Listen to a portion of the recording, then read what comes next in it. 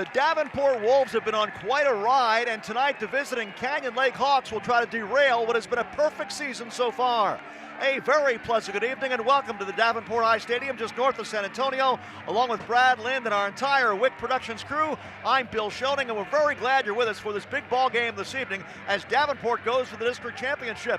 We welcome you to tonight's matchup. Davenport 9-0 overall and now 5-0 in District 13 4A, while the Canyon Lake Hawks have also had a good season. They're 3-1 in district and 6-2 overall. And Brad, when you talk about this game, certainly one of the main keys will be how the Canyon Lake defense can slow down the high-powered and high-scoring Davenport offense, which is averaging about 42 points a game. Well, nobody else has done it all year, so if Canyon Lake does it, there'll be a lot of people want to know how.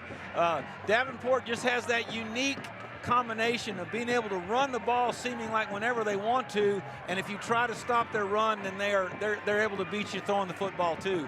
And let's don't shirk on their defense. Their defense gets the ball back quite often with some turnovers and with some great tackling and 3 and out. So Canyon Lake will have their hands full. This ball game is underway. It's a squib kick, and it will be taken around the 12-yard line and then picked up there. And not a lot of room for Fallon. He's going to try to find some room, and he does up the middle. Watch him go! Fallon at the 50. It's a foot race. He may take it all the way. Wow. It's a touchdown on the opening kickoff.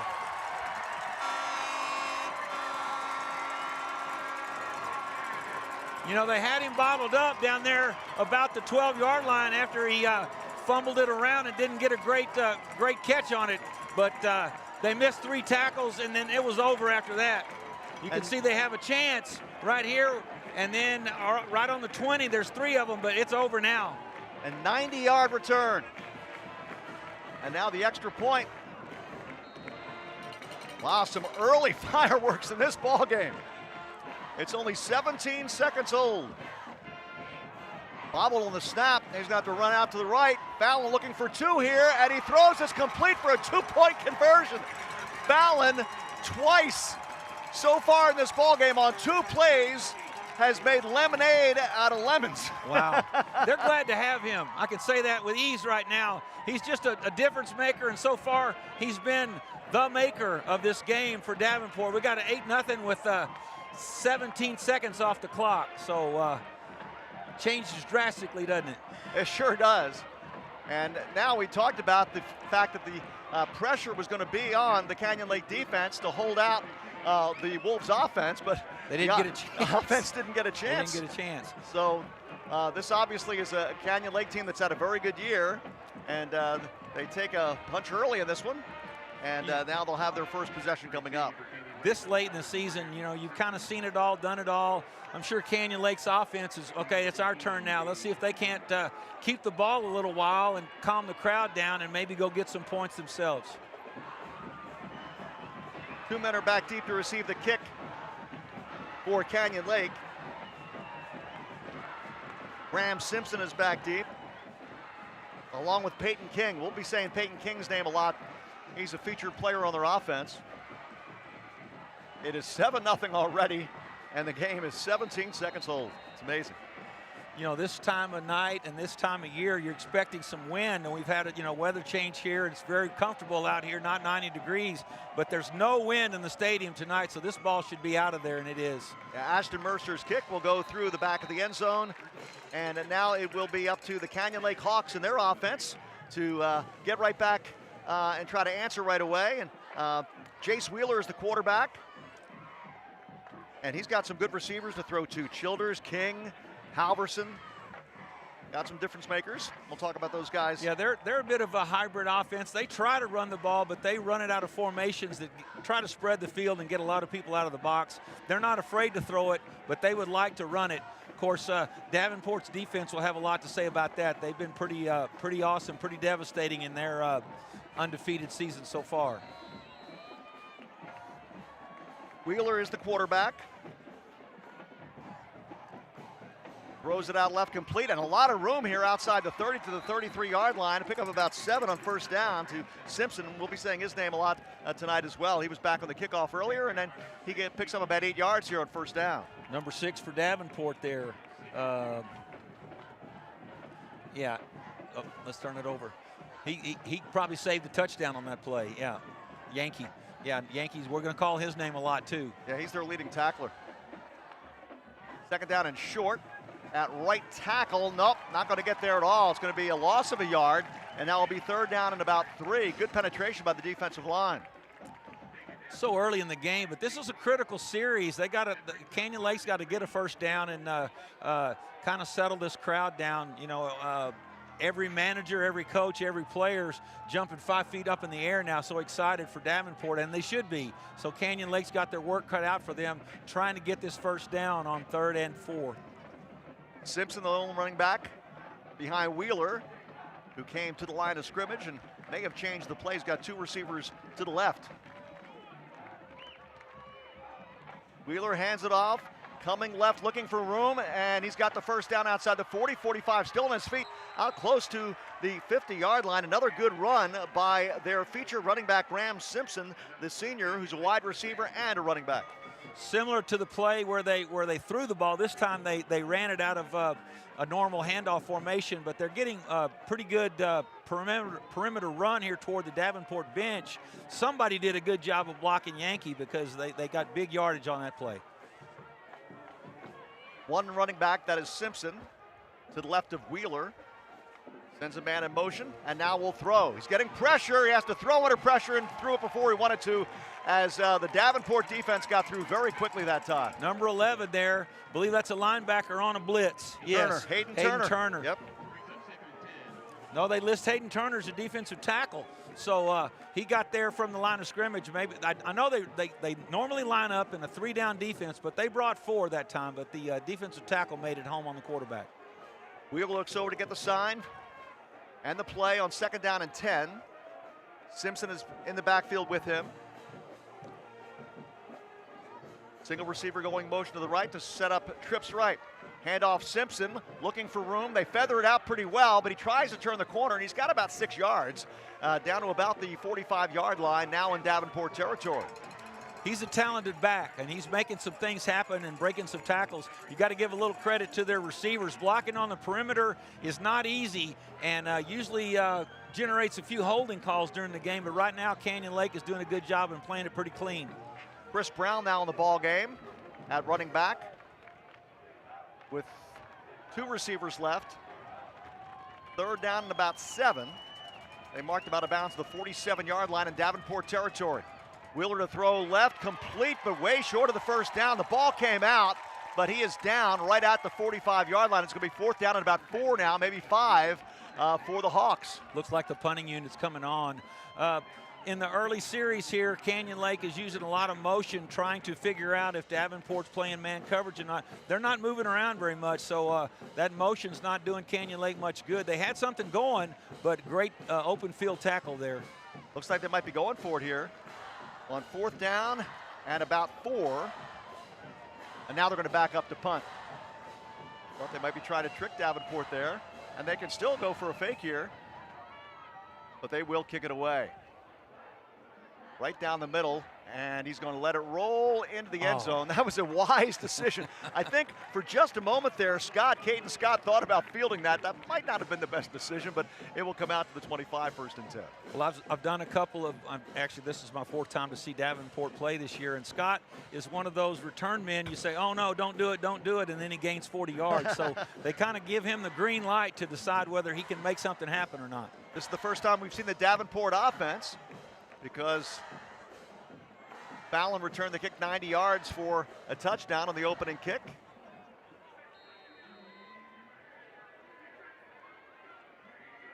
Nothing is the score after they got the 2-point conversion. Throwing right, this pass is complete at the 24-yard line, but a very short gain, as the secondary of the Hawks read that very nicely. Yes, it looked like a bigger play than it was because of the throwing distance. The quarterback had to throw that a long way to get 3 yards. They can use Fallon and get more than that, but we'll see what happens. Tristan Torres is the quarterback with Fallon. Handoff Fallon, left guard, watch out. He's got that great speed, and he's got the first down outside the 30 to about the 33-yard line. He's a dangerous player every time he touches the ball. Well, they just do such a good job with formations of getting you to spread out and cover receivers, and then there's just fewer people to make tackles. Here he comes again. This time not much at left guard. maybe a couple to the 35-yard line, but Fallon coming into this ball game, and he had put up some very impressive numbers. 35 touchdowns this season. You know, and what they do that most people won't do, most teams won't do, is that when they have a play where there's no gain, they'll come right back to him. They're not afraid to run the ball after a bad run. Hunter now in at tight end. Play action fake. He's got plenty of protection. Rolling to the right, looking downfield. Now he's going to tuck it under and run, and he'll get to about the 39-yard line, make it the 38-yard line before he skips out of bounds, and he'll be a few yards short of the first down. You know, that's a positive run for a quarterback to scramble and get some yards, but you got to give credit to the Canyon Lake secondary there. They were covering some really good receivers. That's a big for a third long down. Time. So, excuse me, Brad. Third down here at about 5, and the handoff up the middle, and they're going to be short of the first down as they get to about the 41-yard line, and now he's in his own territory. But does Davenport go for it here at their own territory? They're not afraid to. They'll draw them off sides or quick. There he goes. They're going to run for it, and they got it and more out to the 50-yard line. The balance of Fallon, and another first down for the Wolves, who already lead 8-0. The punter might not let her for Davenport. He just didn't get very many chances. Again, Torres with Fallon, backing up on 1st and 10, right at the midfield stripe for the Davenport Wolves. Torres with good protection, throwing deep down the left side, overthrown. He had a man out there around the 35-yard line, just a little bit too much that time. Every team has that wide receiver screen where they got wide receivers blocking and one of them catches it for a short gain. They faked that and tried to go deep. They're lucky the safety didn't go to there just a little sooner. Pretty good coverage, and now 2nd and long, so let's see if they get back on schedule. 2nd and 10, right up the middle, only 2 yards that time for Fallon. So now 3rd down and 8 coming up. Good job that time by the Canyon Lake defense. Davenport with a week off next week. They're playing for their district championship right now, where Canyon Lake has to have another game to determine their playoff fate. So this is kind of all or nothing for Davenport, even though they're undefeated. 3rd and long. Good protection. Torres throws wide and high of the intended receiver, and he had Fallon out there, but that pass a little too tall, and now it's going to be 4th down and long.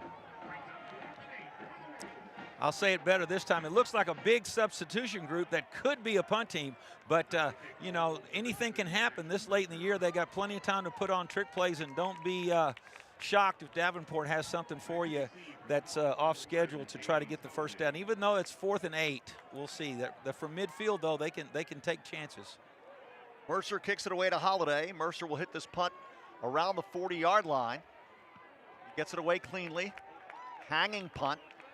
And it will come down at the 20 and then take a backwards bounce and finally be rolled to dead at the 25-yard line. Touchdown there by the special teams unit of the Davenport Wolves. Davenport leads 8-0 with 6:52 to go in the opening quarter. Good game so far, Brad. And now I think the Canyon Lake Hawks want to try to take advantage of the fact that they got into a little bit of a rhythm their last offensive drive, but they weren't able to quite sustain it. Right. The defense there, Davenport had a couple of first downs and a couple of big plays, but ultimately they made a punt, and so now Canyon Lake has the ball back, and so for a few minutes anyway, Davenport can't score. Yeah. Jace Wheeler is the quarterback for Canyon Lake. Simpson, the running back, next to him.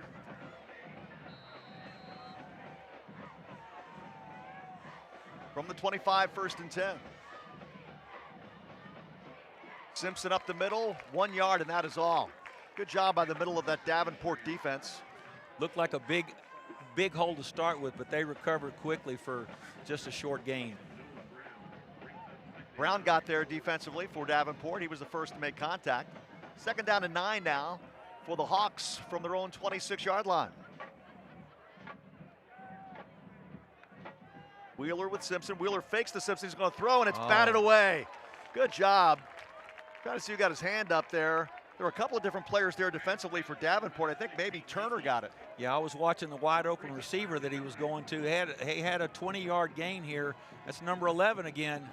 He's been a big factor at defensive tackle. He's Turner. A quicker looking kid. He's not your prototype defensive tackle. Looks more like a linebacker, but he's making plays there from a defensive tackle spot. Already a big sack and a batted ball.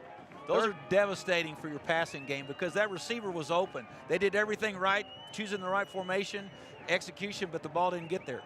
3rd down and 9 now for the Hawks and a flag, and I think we have maybe 2 men in motion at the same time. I think this might be an illegal procedure of some sort. I think number 19 moved a little early and they had a motion man, so they give him a break if there's nobody in motion. He can kind of reset, but with 2 people in motion, that's going to be a procedure. That's a big penalty against Canyon Lake. That's a strange thing if you ever watched the Canadian Football League. They can all move around.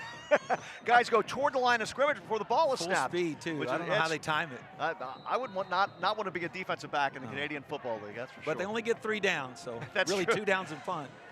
3rd and 14 now for the Hawks. Good protection over the ball. He had the man wide open. If he hangs onto that ball, he's gone. That is Halverson, and man, that is 6 points right there. Oh my goodness. 8-0 score, and Canyon Lake is going to have to punt. You see that wide open receiver again. One of them was batted away by a great defensive play, but Canyon Lake's found some routes that are a challenge to Davenport to cover, and they'll come back to those. Hayden Scott is back deep to receive the punt. They should have pretty good field position, Davenport, after this exchange.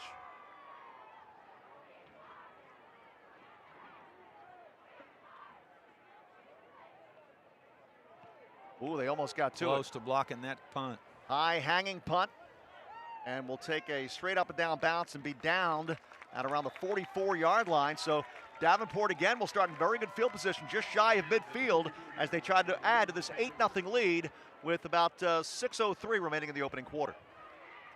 Guess we're going to stay here. It looks like this game so far in this first quarter has been played all on this side of the 50-yard line, but it hasn't. Davenport's got 2 or 3 first downs. Of course, that opening kickoff was down to the 10 before he took it 90 yards for the touchdown. So Canyon Lake is hanging in there, playing well, but they just got a shocker, you know, with that opening kickoff for a touchdown. Other than that, this is a pretty close game.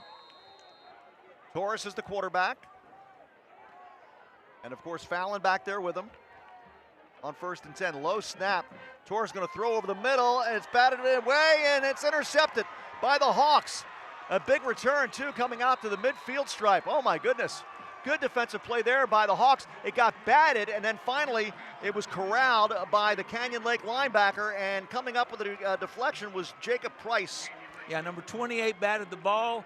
Great coaching and great execution. He knew that play action pass was going to be an RPO, a run pass option to that to the inside receiver. He was with him the whole way and got his hands on the ball, and the other defender got it. That's so much fun when one guy hits it and the other guy picks it up. Team defense. Canyon Lake's got great field position. See if they could do something with it now. We're right in the middle of this quarter. Let's see what happens to Canyon Lake's offense. They found some things that were working early, and some receivers have been open, so let's see if they're willing to kind of go for it and throw deep again. Davenport unable to take advantage of their field opportunity, their good field advantage earlier. Okay, rolling to the right and throwing incomplete. He had a man out in the flat. That pass intended for Simpson, but Wheeler just threw it maybe a little quickly that time. This time 52 in there. It's his turn to pressure the quarterback. You know, that's the way to get to a high school quarterback. You got to put pressure on them because they're so good these days at throwing the football all over the place. You got to have defensive pressure. That's Colton 52, Pearson. Colton Pearson did a really good job there from his defensive end spot. Davenport lining up with 4 D-line. Normally they're a 3-down team, but they're choosing to go 4 down against Canyon Lake.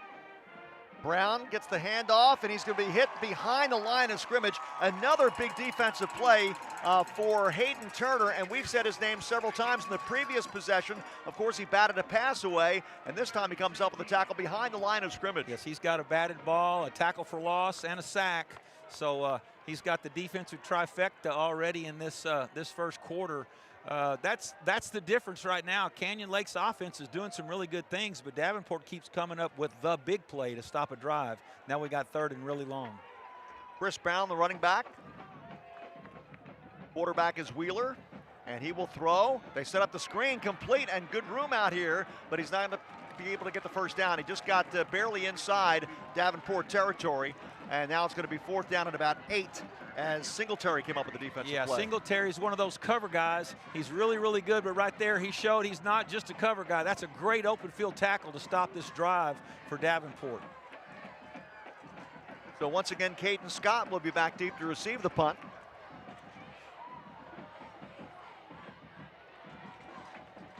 $8-0 lead, thanks to Fallon, who's provided most of the offense. In fact, the offense was a 90-yard kickoff return. Here's the punt, high hanging punt. No chance for a return. Caden Scott will let it roll, and it takes a bounce all the way inside the 5 and finally into the end zone. Scott looked like he was trying to block that man, trying to down the ball, but it will come out to the 25. But Davenport got a little lucky there, I think. He didn't make a fair catch call, so he can block. But, you know, you could just see the Canyon Lake kids kind of slow down when that ball hit the ground on the first bounce. If they'd have kept running, they might have had a chance to really pin them back there. So far, we keep saying this, but the only difference in these two teams is that opening kickoff, you know, and then a busted play, extra point. So Davenport looks to be commanding with an 8-0 lead, but it's kind of back and forth in this first quarter. Torres, the quarterback, once again with Fallon on 1st down and 10. Fallon at right guard tries to cut left and has about 4 yards out to the 24-yard line. It's one of those, doesn't look like a very big play. Back in the old days when nobody threw it, that's a monster gain, 4 yards on 1st down. So Fallon does his damage. 2nd down and 6. This time he'll throw. Torres, and that pass is incomplete. There was some contact there on that sideline, and did he come too early? I think maybe he did, Just a stride early. Really had good coverage. It's just hard to time that. I thought he was running through to get his hand on the ball, but he was trying to make a tackle. So he just mistimed it. He's not a dirty player. He's just trying to make something happen. That's going to be a big play, though, for Davenport. Here's the call.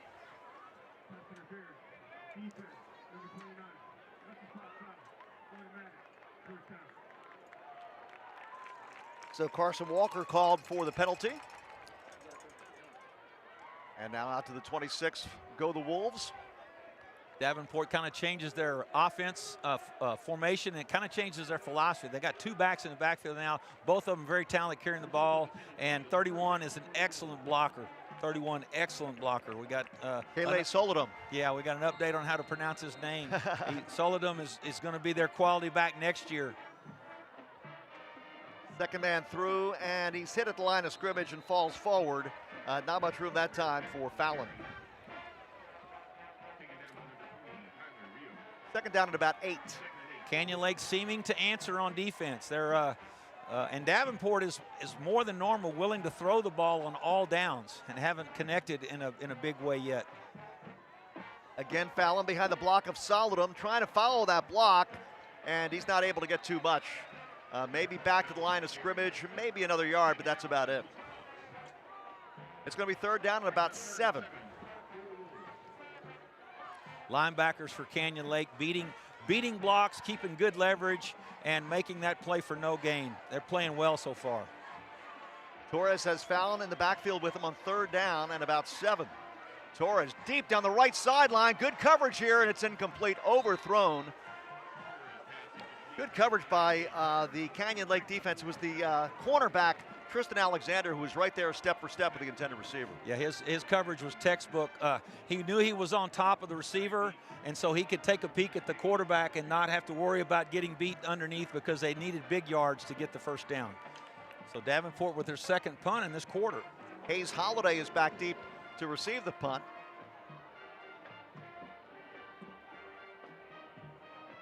He gets this away cleanly, and it will come down inbounds, then roll out of bounds around the 42. The side judge is going to take it to the 42-yard line, and that's where Canyon Lake will start again. They've got good field position. They've had good field position in several possessions. They've been able to move the ball a little bit, but they have not been able to score. Obviously, it's 8-0, and you got to give credit too to the Canyon Lake defense, because the Wolves have 8 points, but it was on special teams. That's their standout unit so far. The defense is, I'm sure they've seen film of Fallon just running over everybody, including 5A Piper, who's a quality defense, but they've answered the challenge of a really good back. I'm not saying they got him stopped. We got 3 more quarters, but they've done a great job so far.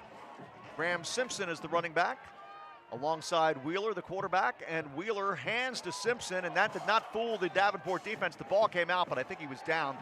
No gain at all on 1st down.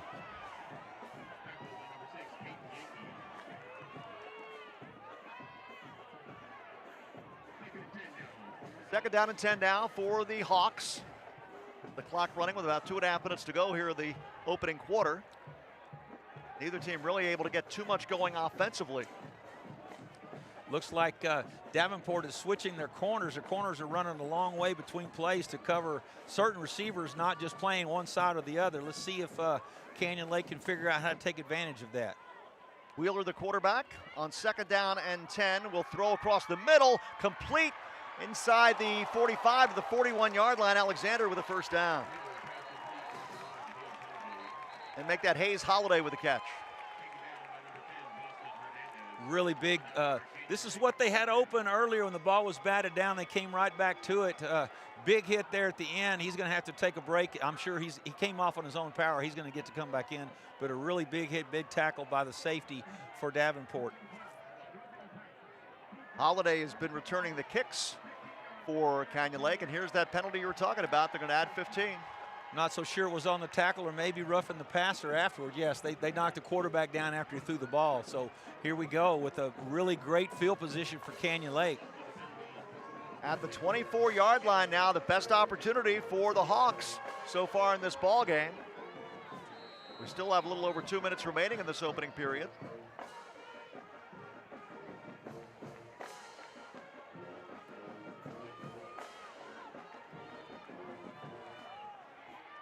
First and 10 for the Hawks and Jace Wheeler. He's got room to run. Goodness. Watch out. 10-5 touchdown. Wheeler, a 24-yard touchdown run, and the right side was wide open for him. It's just what you call a perfect storm. The Davenport doesn't play man coverage all the time, but they were on that play, and the pass routes took everybody away from that side, and the quarterback saw that and said, well, you know what, this is easy, here I go. So big touchdown for the Canyon Lake Hawks, and let's see if they try to go. They're going to go for one, even though there's a 2-point play for Davenport. So they're early in the game like this, they're going to go ahead and go for one. Jackson Straisner will attempt the extra point. Again, this will not tie it up, even if it's good, because it's 8-6, and now the extra point is through the uprights. We'll take a timeout. The lead still belongs to Davenport, but a 24-yard touchdown run by Jace Wheeler brings the Hawks close. It is 8-7 Wolves with 1:43 to go in the opening quarter. Gilman Automotive is San Antonio's #1 auto team. Choose from a stadium-sized selection of new and pre-owned vehicles. If you're looking for a Honda, Subaru, or Mitsubishi, see Gilman Honda, Gilman Subaru, or Gilman Mitsubishi. And best of all, they all come with the Gilman Promise. We promise you'll love your new car, or you can bring it back. Gilman, it's the way to go. Welcome to the most honest commercial you've ever seen. Not the cleanest, just the most honest. Today, we're fixing a home's foundation. I mean, that is like the most common thing to see in the world. Pretty common, yeah. Right. So it's the soil that's eroding away, causing those cavities, those voids that the foundation then wants to settle into. And then you guys with your superhero capes show up and fix everything. Yes, sir. Foundation Support Specialist is now Groundworks. Book your free inspection today. Straisner will kick it off. It will be taken by one of the up men at the 25-yard line, and a good return outside the 40 to the 43. And again, Davenport now will have good field position. Let's see if they can take advantage of it. You know, you got Fallon and Scott back there as your chances to kick it deep, and neither one of those options is very good, so they try to go short. But you got to rehearse that and be a better tackling team when you kick it. You got to kick it higher, and you got to be ready to tackle. So even though they pooch kicked it, Davenport's going to start with great field position here. You get the feeling this is an important possession for the Wolves. They certainly would like to bounce back. Their offense has not been able to put any points on the board yet. They still lead by one, as we are now late in this opening quarter, 1:38 to go.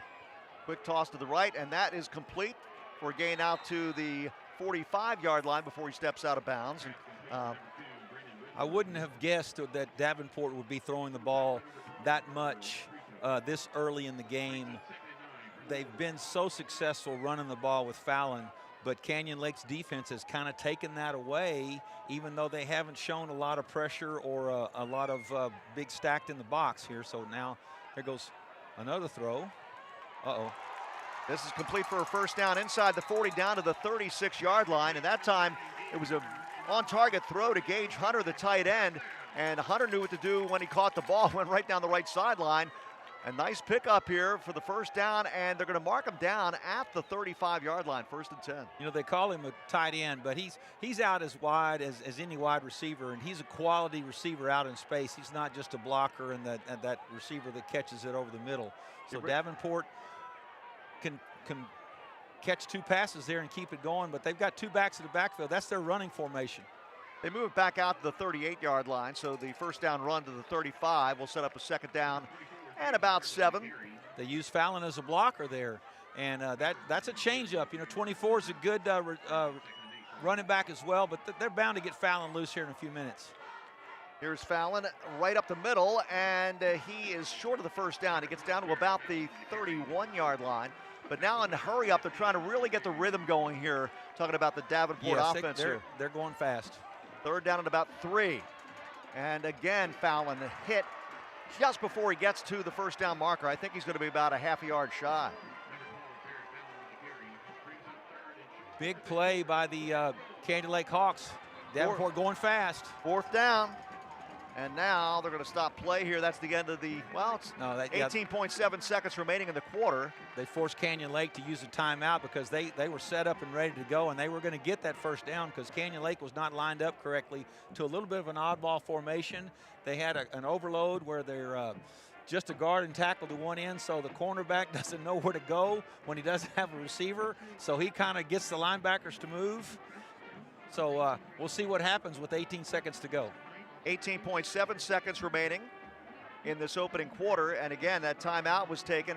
You want to have that timeout later on, especially in a close game like this. And you know, that 8-7 score, that'll drive coaches nuts. They've got a little sheet where they know if they should go for 2 or go for 1, but in a big game like this, you don't want to tend to use that as much as you would normally. You're going to try to take some chances and get a lead here, so Canyon Lake needs to get this ball away from Davenport.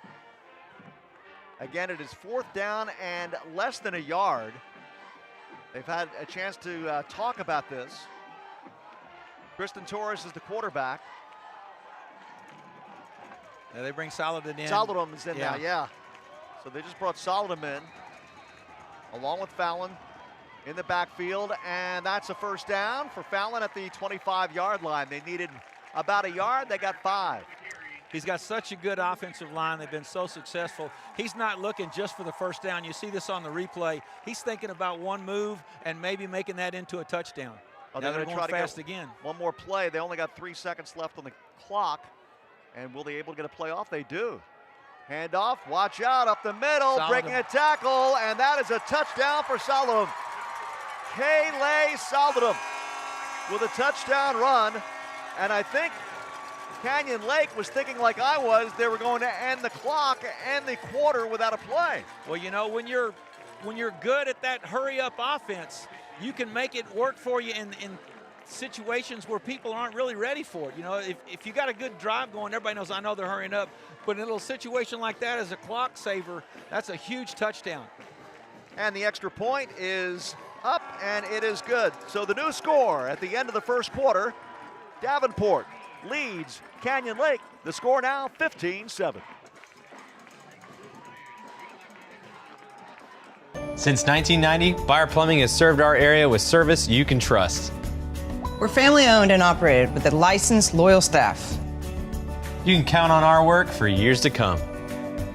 You can trust family owned and operated Buyer Plumbing to do the job right.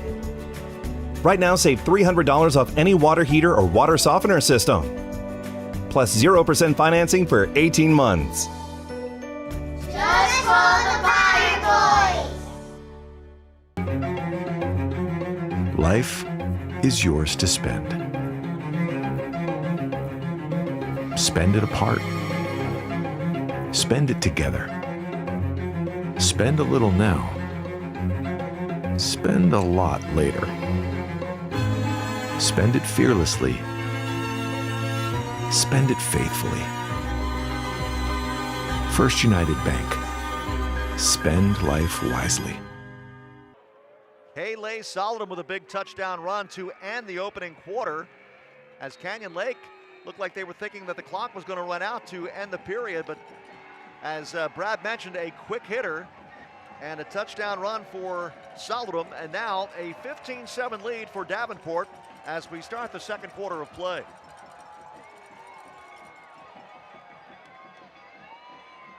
And this will go through the back of the end zone.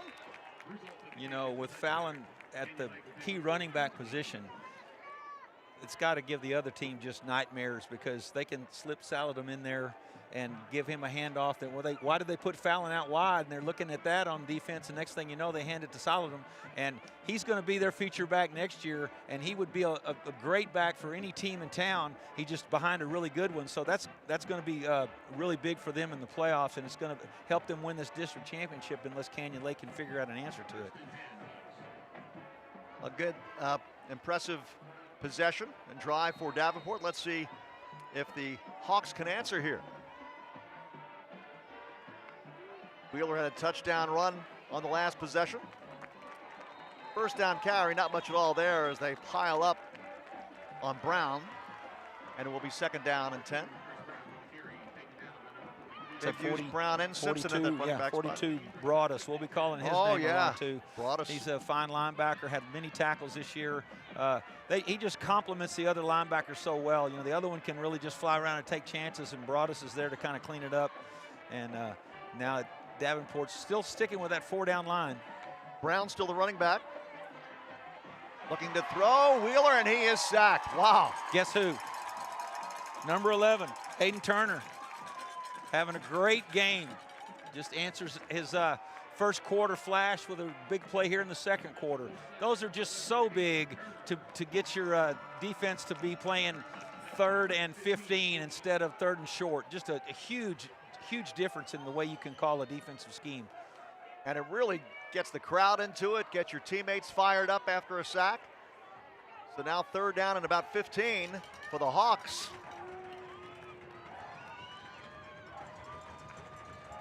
Wheeler looking again, pressure. This time he almost throws it, an interception. I think he was trying to get it to Brown, but again, it was Turner getting through very quickly and forcing that pass before he wanted to throw it. If you see the replay, they didn't touch him at all. I know it's a screen, but you got to slow him down a little bit. The quarterback's got to at least cock his arm to throw it. He didn't have much of a chance there, even on a screen. 4th and really long now. Hayden Scott back deep to receive the punt. And again, after this exchange, Davenport should have pretty good field position. They've got a 15-7 lead here early in the second quarter. Bill Schoening along with Brad Lind and our entire crew from Wick Productions here at Davenport, and glad you're with us this evening. Here's the kick, and again he gets it way high in the air, and it will take a little bit of a roll, and finally will be down at the 45-yard line. But again, Davenport starting right at midfield, about 5 yards shy of the midfield stripe. Canyon Lake needed to have a longer drive there to give the momentum holding Davenport offense another chance so quickly. They could come right out. I wouldn't be surprised if they don't do that hurry up offense and just hand the ball off to either Saladum or Fallon here. They got Saladum's not in the game. He was ready though. You wonder why not with a touchdown like that. Saladum came on the field, then quickly came off. Fallon is out there. They had the man advantage. It was a power play for Davenport. 1st and 10 here from the 45. Quick toss by Torres. That's complete for a gain of 6 yards. They get it into Canyon Lake territory at the 49-yard line. Davenport found something they like in the hurry up. They're not going to spend too much time between plays right now. Dayton Garza made that catch. I believe that's his first catch of the evening. 3 receivers out here to the left on 2nd down and about 4. Here's Fallon, and he's got room, and he's got another 1st down the 40-yard line. And right now the momentum belongs to the Davenport Wolves, as they can mix it up a little bit. And when you mix it up and you get Fallon involved, it's usually successful, but I didn't see the flag. Yeah, we got a flag here right here at the 49. Looks like it's going to be against Davenport. Yeah, they are marching backwards. We'll get the indication here. Holding. Yeah. That's a drive stopper. Yeah, that's a tough break for Davenport because they were on the move. They were at the 40-yard line, had it 1st and 10, but it's going to come back, and they're going to be at their own 41 instead of at the Canyon Lake 41. Canyon Lake with a 3-down defensive line, so their linebackers are lined up to stop the pass, but they've got to have at least one eye on Fallon wherever he goes because he's such a good runner. And their offensive line is really good blocking at those 3-down and blitzing linebacker schemes. So we'll see if they're going to throw the ball or try to run it here on 2nd down. Canyon Lake Hawks defense. Quick toss to the right, Torres, complete, but a very short gain. Still way shy of, well, a 3-yard shy of the midfield stripe.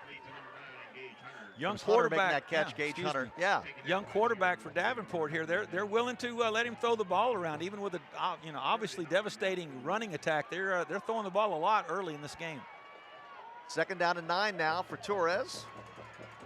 Fallon, and not much there. Got to the midfield stripe.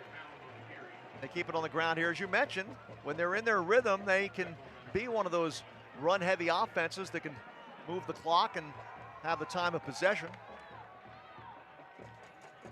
Looking left, and this ball's complete to Scott for the 1st down, and he's going to take it all the way inside the 40 to the 36-yard line. Caden Scott with the 1st down, and the Wolves are on the move once again. I promise I was going to say something before that they haven't gotten the ball to Scott yet, and there they come to him. Now they're still in their hurry-up mode. They found something that's really good. It's almost impossible for your defense to practice that during the week. At the 37, looking to throw, Torres across the middle. Again, it's Scott, and again, it's a 1st down inside the 20 to the 19-yard line. Back-to-back plays to Scott. They'll mark him down at the 20, but Davenport right now has got all the momentum. It's really fun to watch, when the offensive line is the first ones to line up. They're ready for the next play. Run or pass, just call it. We're ready. Faking the handoff, Torres throwing left, and man, they're going to him a lot now, right? Scott at the 10-yard line. They're kind of daring Canyon Lake to double cover him, but as long as he's open like that, that's a weapon. And the quarterback's doing a great job of getting him the ball in rhythm where he can make a move after he catches it. So big Scott show right now. It is now 1st and goal. Looking to run, Torres trying to use a block and only gets to about the 7, maybe the 8-yard line. 2nd down and goal. He's been effective in the red zone as a runner, but that wasn't a very good play right there, kind of ill-conceived. I think he was looking to throw it, but the Canyon Lake coverage was really good. So we'll see what they do here, 2nd and goal. I wouldn't be surprised to see the ball in the hands of Fallon here. Yeah, it looks like, no, not Wildcat yet. Not a Wildcat yet, but soon. Torres, along with Fallon, will get the play. 2nd and goal from the 7. Davenport leads this game 15-7. Here's Fallon, breaks a tackle, dives inside the 5, gets to about the 4-yard line. That was a good tackle there by Canyon Lake's secondary. Yes. And it was Lindell, J.R. Lindell, who came up to make the play. Here comes Saladin. Don't be surprised if the quarterback's out wide and they go Wildcat here, and they're going to give, they're probably going to give Fallon 2 chances to get the ball in the end zone, but they may only need 1 chance. This really puts pressure on the defense because they're not sure, with the quarterback still in the game, they're not sure it's Wildcat or not. I know they've probably got a call for when Fallon's at quarterback because so many times they've used it during the year. Let's see what they come up with now. 3rd and goal from the 4-yard line for the Davenport Wolves. Hand off to Fallon, behind Solidum, charging forward, but not there. Gets to about the 1. 4th and goal. Watch them go fast. Watch them go fast and be, well, they're going to huddle up now. Change of pace. 4th down and goal at the 1. Davenport trying to add to a 15-7 lead. Torres, the quarterback, has Fallon with him. Solidum also in the backfield. And now it will be a Wildcat, direct snap to Fallon. He's hit at the goal line. Did he get in the end zone? And let's see. I believe Canyon Lake called timeout before the play started. Yeah. I didn't see that timeout call. Let's keep it right here, guys, because we got a big 4th and goal coming up here after this timeout and after they discuss this play. But this is a really, I know it's early in the game, guys, 6.5 minutes to go in the 2nd quarter, but with this momentum that Davenport has, if Canyon Lake can come up with a stop here, that would be so huge for them right now, because right now it just feels like it's a snowball rolling down the hill for the Wolves. Well, this Wildcat formation that people talk about, I guess some team with a mascot of the Wildcats used it or something. They put a running back in at quarterback that could occasionally throw the ball. And what's so effective about it is you leave your quarterback in and he just goes out there as a wide receiver. Somebody has to go out and cover him, even though they know they're not going to throw it to him. But you can't leave a wide open athlete out there. So it really puts a whole different pressure on the defense. They know the best running back's going to get a direct snap, and they got another solid one in there, a great blocker. So I'm sure Canyon Lake has a plan. They called timeout and reminded their players, here's our plan against this Wildcat. And it also gives Davenport a chance to kind of consider their strategy to see if they're going to do something a little bit different here. And they've had a long opportunity to talk about this. Again, big play here for the Canyon Lake defense. If they can come up with a stop. Well, during their undefeated season, this is what they've done to good teams. They've kind of taken over, and they usually convert on big plays like this. Let's see what they come up with. Solidum and Fallon in the backfield along with Torres. 4th and goal from the 1. Torres hands to Fallon. He's hit at the line of scrimmage. He dives forward to the goal line. Still no indication, and they may have stopped him. Now I see a flag. There was a flag after the play, perhaps. Not sure. And now they signal touchdown. Well, but there's also a flag, so let's see what that's about. There was some confusion. Canyon Lake looked like they were substituting late, like it's one of those situations where the Davenport offense had sub, but that doesn't hold true on a timeout situation. So let's get the explanation here. Yeah. Hopefully our referee will tell us here. Here we go.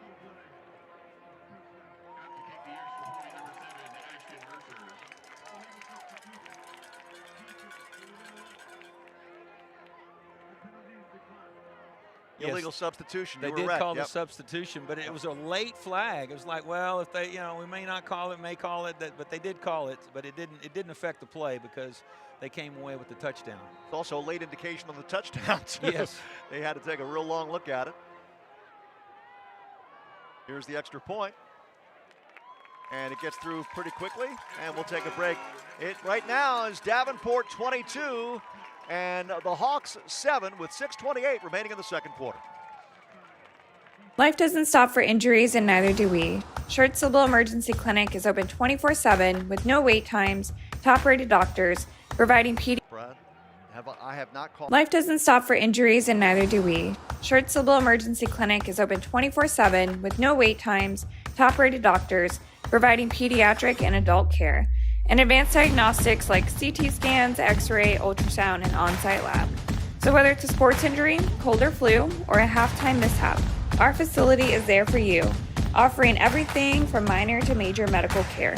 We're here for every Wolf, players, fans, and families, because the Wolves never slow down, and neither do we.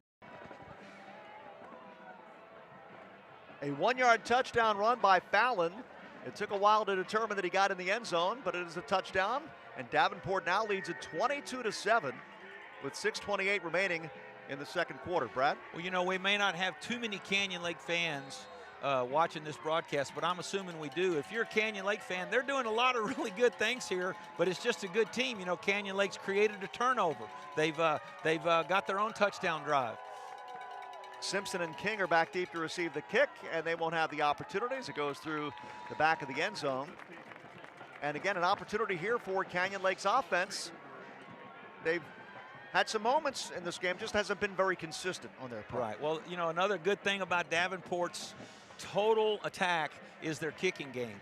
They won a huge game against Piper with a field goal by number 7, and his kickoffs, they're going to go in the end zone. So you're going to have to really make a long return to get good field position, and so that's a big part of their defense and a big part of the way they finish a drive. They take over at the 25-yard line.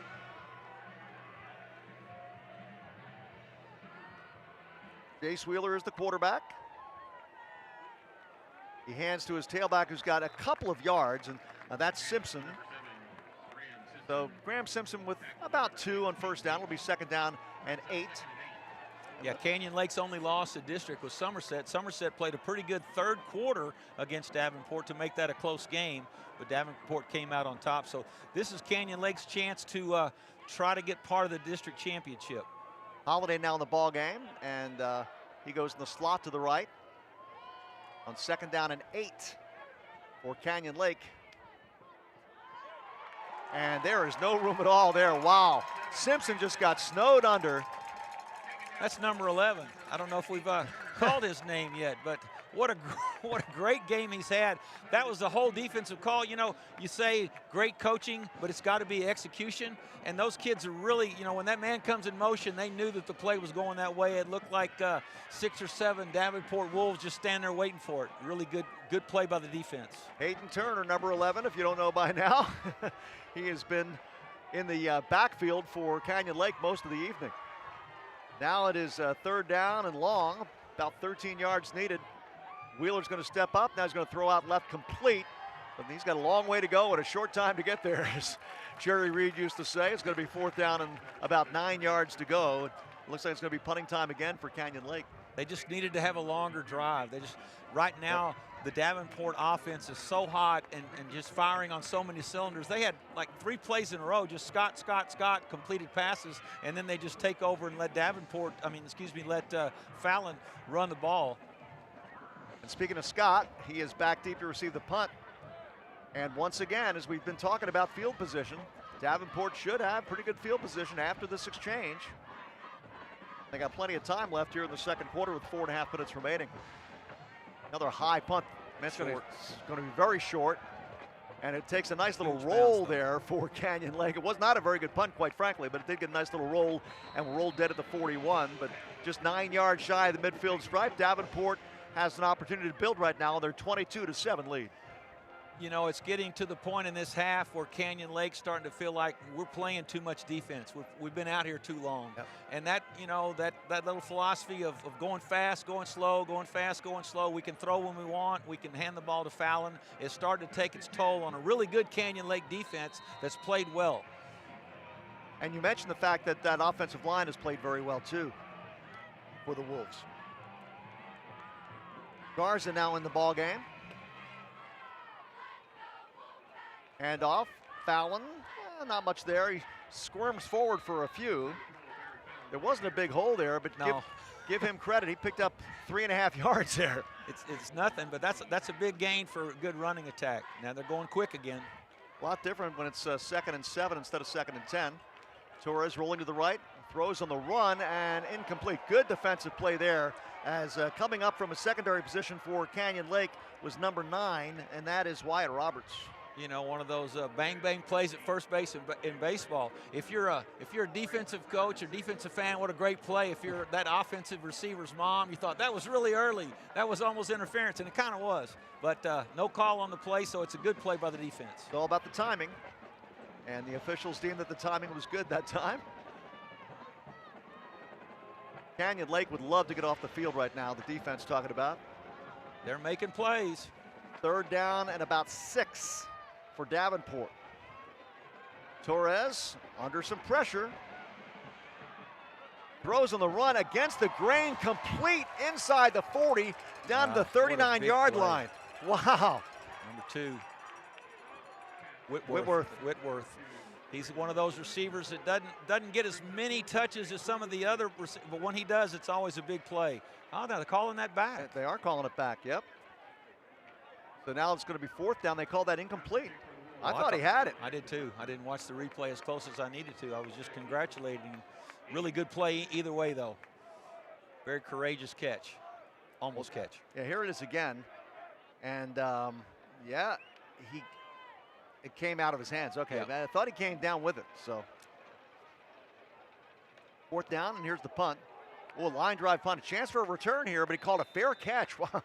It looked like he might have had a chance for a return because it was a line drive punt, and fielded there by Canyon Lake's Hayes Holiday, who's been on the field a lot in this ball game. But He called a fair catch pretty quickly, but he might have been able to return that. I bet he wishes for a redo on that, a little second chance. I said, once I had it in my hands, that wasn't nothing but a big guy. I could have got around him. Yeah, if you're a guy covering a punt, and Brad, you coached for a long time, the last thing you want is your punter to hit a line drive because it doesn't give you the time to get down there and cover. Right, your coverage kids just can't get there. Yeah, and also it gives that guy an opportunity. He's usually one of the fastest guys on the team, a kick returner. He's got a chance to get past you and maneuver, and then you got a chance to pick up some really serious yardage on a punt return. Well, Canyon Lake did something rare there. They got a 3 and out. They got off the field quickly. So if they can do something on offense, we can turn this into a good half for Canyon Lake. Chris Brown back in the ball game at running back. They fake the handoff to him. Wheeler across the middle, underthrown. He was trying to get it to the 35-yard line to receiver on a crossing route. The pass was intended for, I believe it was number 10. Yeah, that's Shaneter. I'm watching the replay on the big screen. You can attribute that. It looked like a bad throw or a bad route. The defense just did a really good job of rerouting and keeping him out of the middle with an early bump on him. So good defense by Davenport on first down. King wears number 19. He's bugging. There's a fumble, loose ball, and they have recovered. Davenport picks it up at the 25-yard line. And I'll tell you exactly who recovered it. We had a good look at it. It was, I was watching him earlier, the defensive player who got that Boston Hernandez. Yes. And the reason I remember him is because he was very kind of animated in the pregame. Very spirited player. He's one of the defensive leaders. He's on a really talented defense, so he didn't get as many tackles from the safety position. That's because the linebackers are making all the plays in front of him, but he's a fine player. He had a really big hit earlier on a receiver, giving Davenport a short field here with 3 minutes and 23 seconds left in the first half. Torres throws across the middle, and Scott has it at the 15-yard line, and they've been going to him a lot here in the last couple of possessions. Yeah, I'd have to look at that 3 or 4 times as a defensive coach to see if that's a true RPO, but a really fine throw. Handoff coming right, and a couple of yards now. Second down and about 8 coming up. Where the quarterback reads a linebacker, not a down lineman, for not a running option, but a throwing option. Torres on second down, all the way to the corner of the end zone, and it's incomplete. They've really got Canyon Lake out of position now with their hurry-up offense. I think they had like 1 D lineman down and ready to go that time, and so that's just really hard for your secondary when you get no pass rush because of the hurry-up. Third down now and long. Torres again with excellent protection. Now it breaks down. He's going to roll right, throws on the run to the back of the end zone. This pass is incomplete. Pretty good coverage back there, some white jerseys. Yes, and asked to cover a long time because the quarterback made 2 moves and got loose. I thought he was going to take off running. 4th down here, let's see if they can try a field goal. Yes, they got the kicker on. Well, he's good from more than no win tonight, so he's good from another 20 yards. I don't want to jinx him, but he's just a fine player and a real offensive weapon and a real defensive weapon when he kicks off. So let's see what he does with this field goal attempt. This will be a 30-yarder from just inside the right hash from Mercer. And the kick is up, and it is good. Talented player. 2:32 to go in the second quarter, and the new score. Davenport 25, Canyon Lake 7. Makes it 3. I want options for growth at my job. Anderson Columbia builds roads to success. I'm a leader and want to help inspire others. What we do is a team sport, needing your best every day. I want to enjoy my career. Working here is a real blast. Anderson Columbia protects the environment while fostering progress. Consider Anderson Columbia when building your future. Are you a senior this year?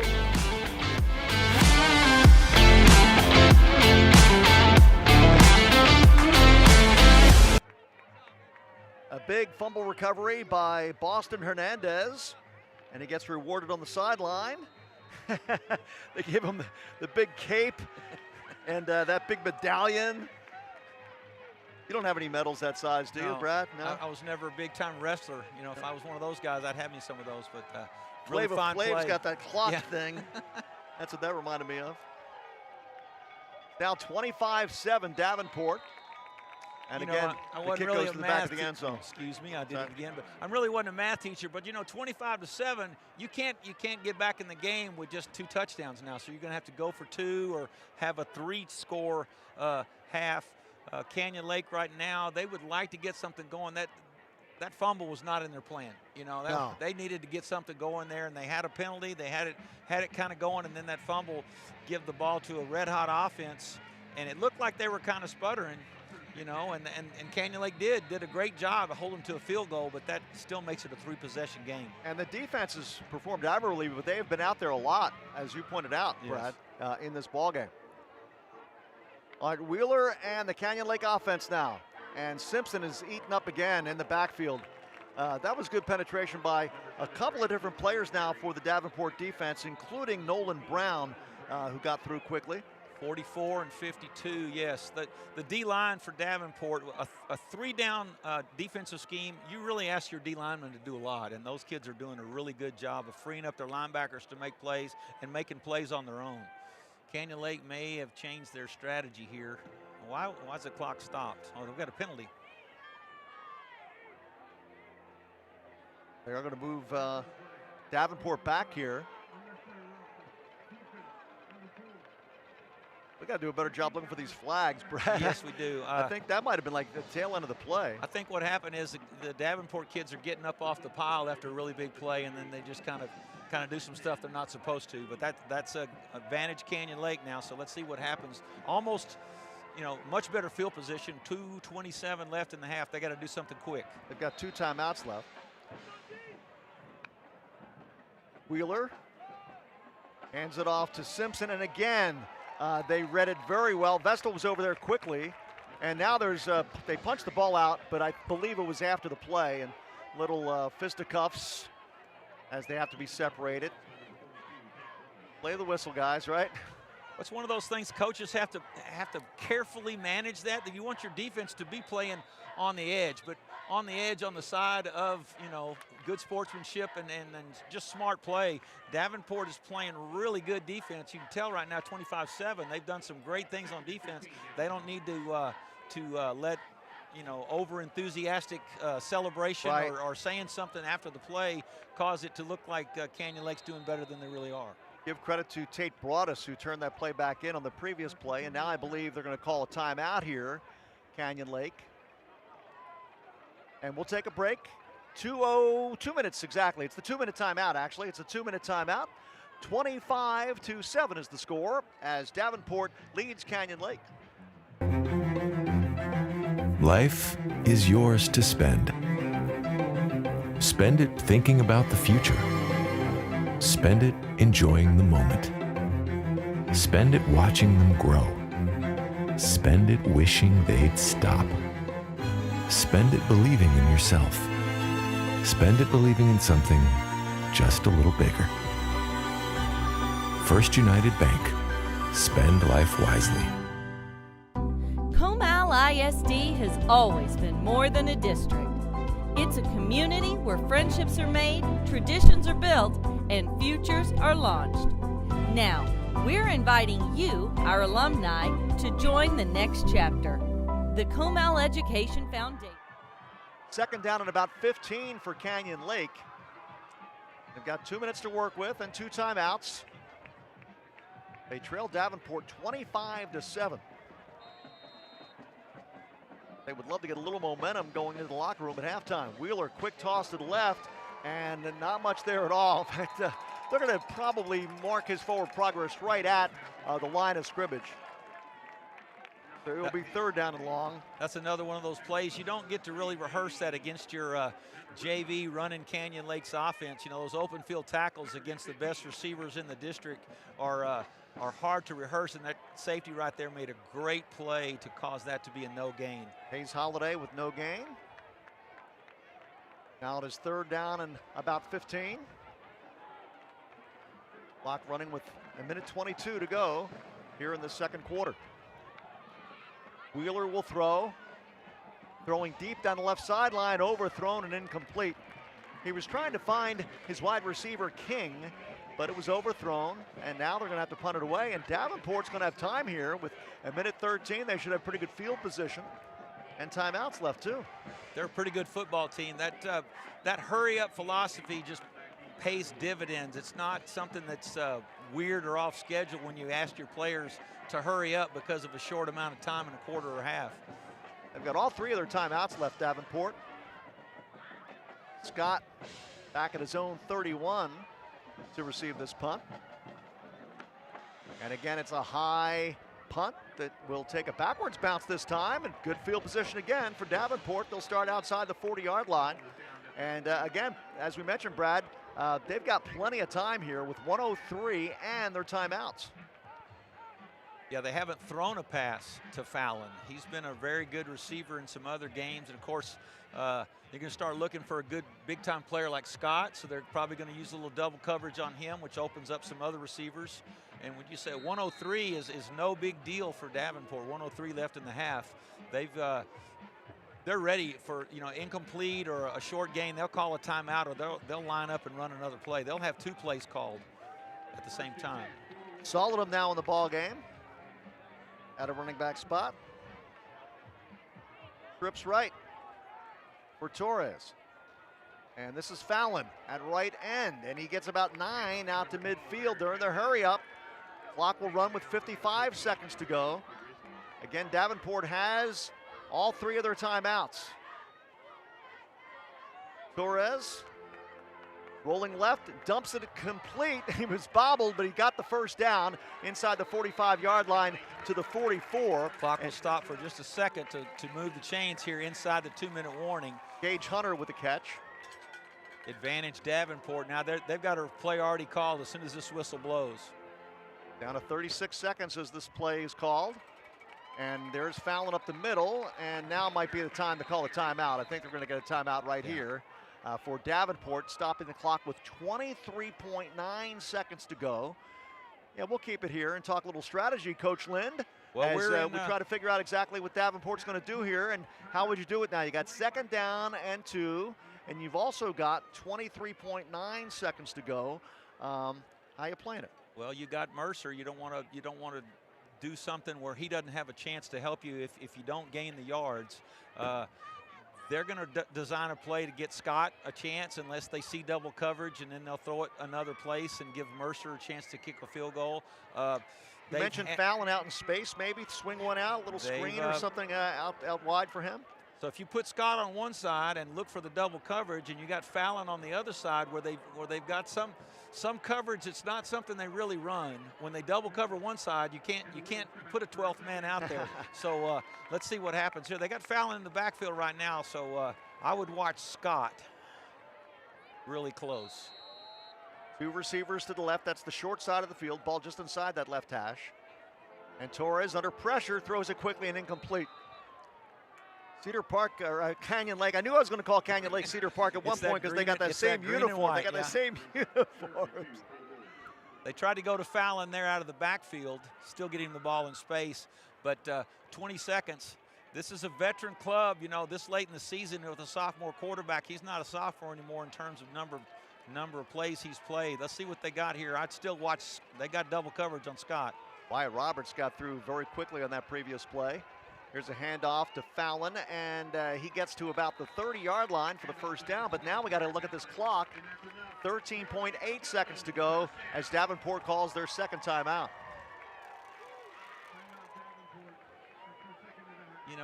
It's a lot to ask a high school offense to be able to get 2 plays off in 13.8. I don't know if they're going to. The field goal kicker's right here on the 40.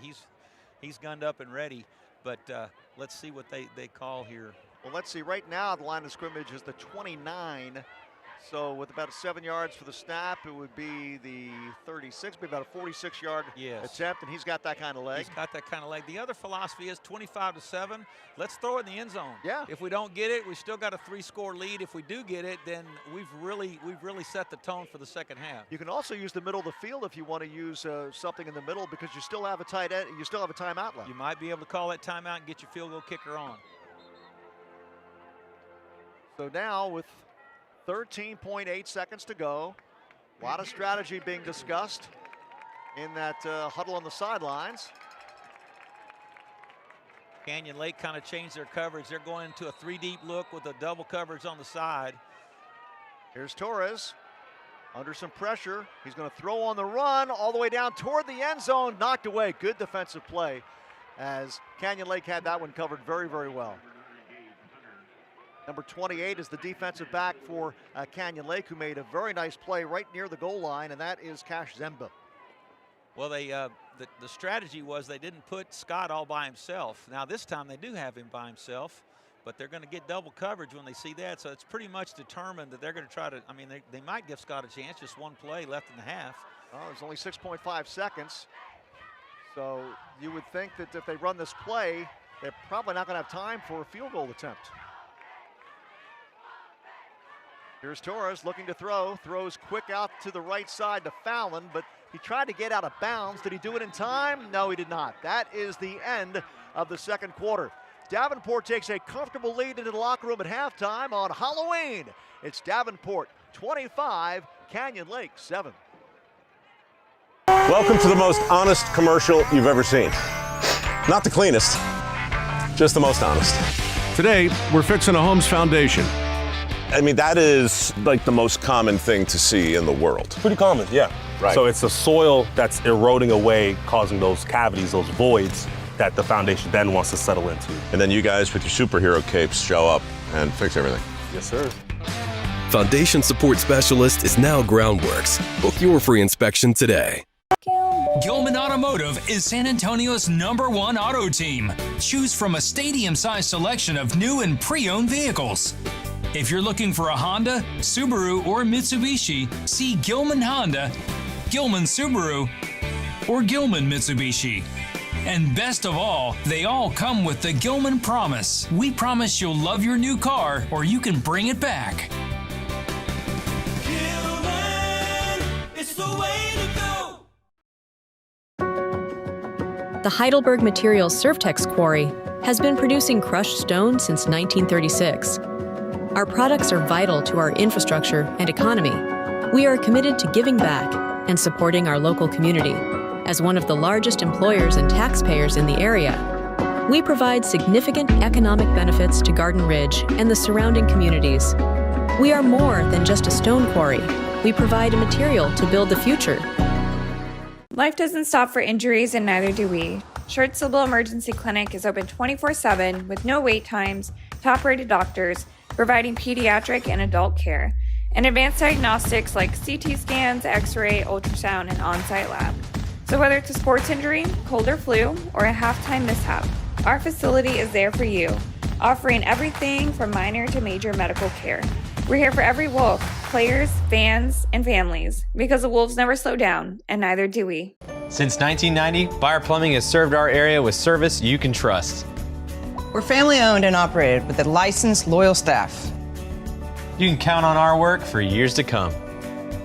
You can trust family owned and operated Buyer Plumbing to do the job right. Right now, save $300 off any water heater or water softener system. Plus 0% financing for 18 months. Just for the Buyer Boys. I want options for growth at my job. Anderson Columbia builds roads to success. I'm a leader and want to help inspire others. What we do is a team sport, needing your best every day. I want to enjoy my career. Working here is a real blast. Anderson Columbia protects the environment while fostering progress. Consider Anderson Columbia when building your future. Are you a senior this year?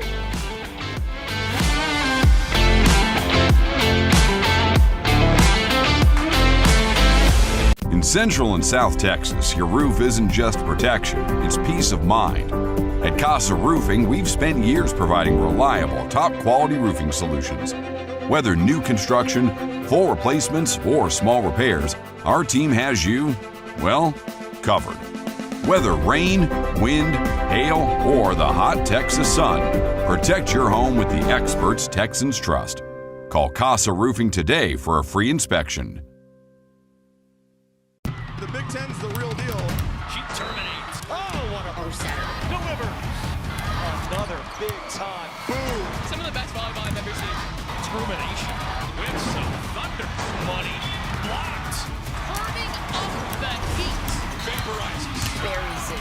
Big Ten volleyball all season long. It's a big rip. On the Big Ten Network. Life is yours to spend. Spend it apart. Spend it together. Spend a little now.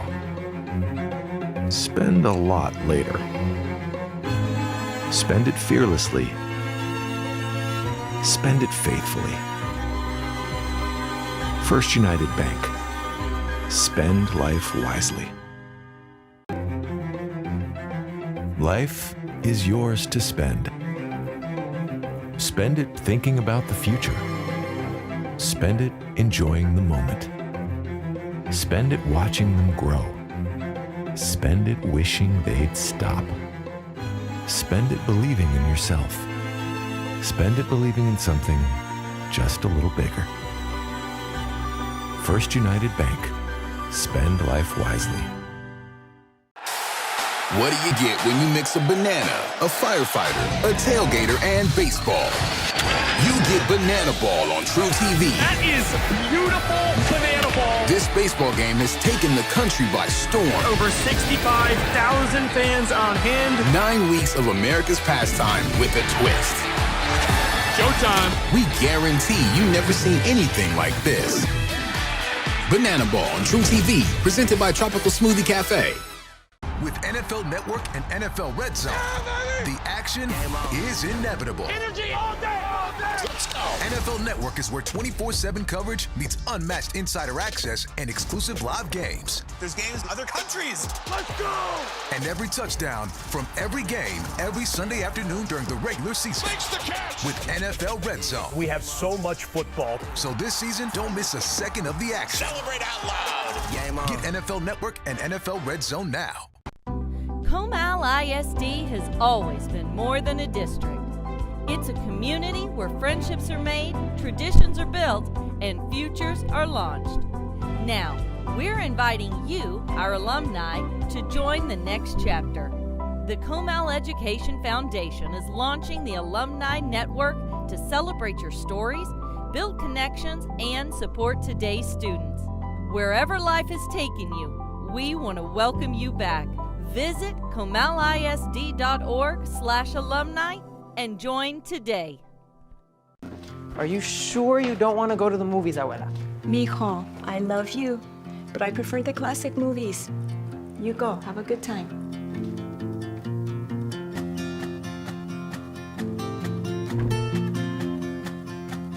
What's this? Just come with me. Oh, ay, mijo. Your choice, Abuela. GVTC, connecting you.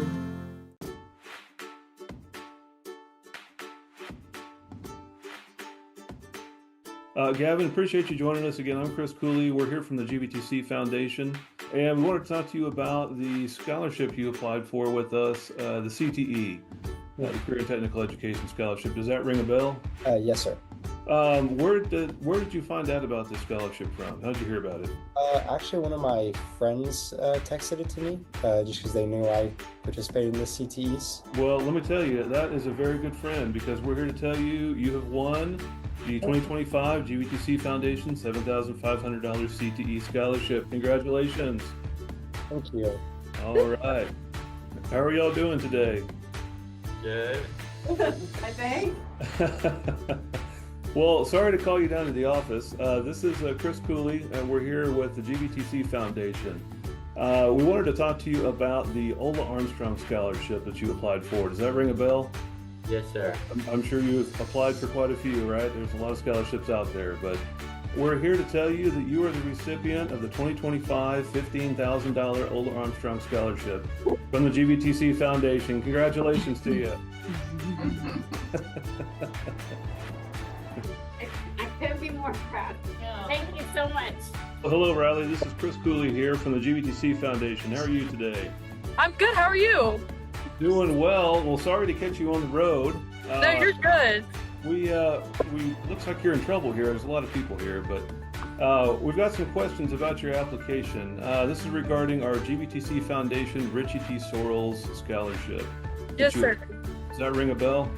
Yes, sir, it does. I'm sure you filled out a lot of applications.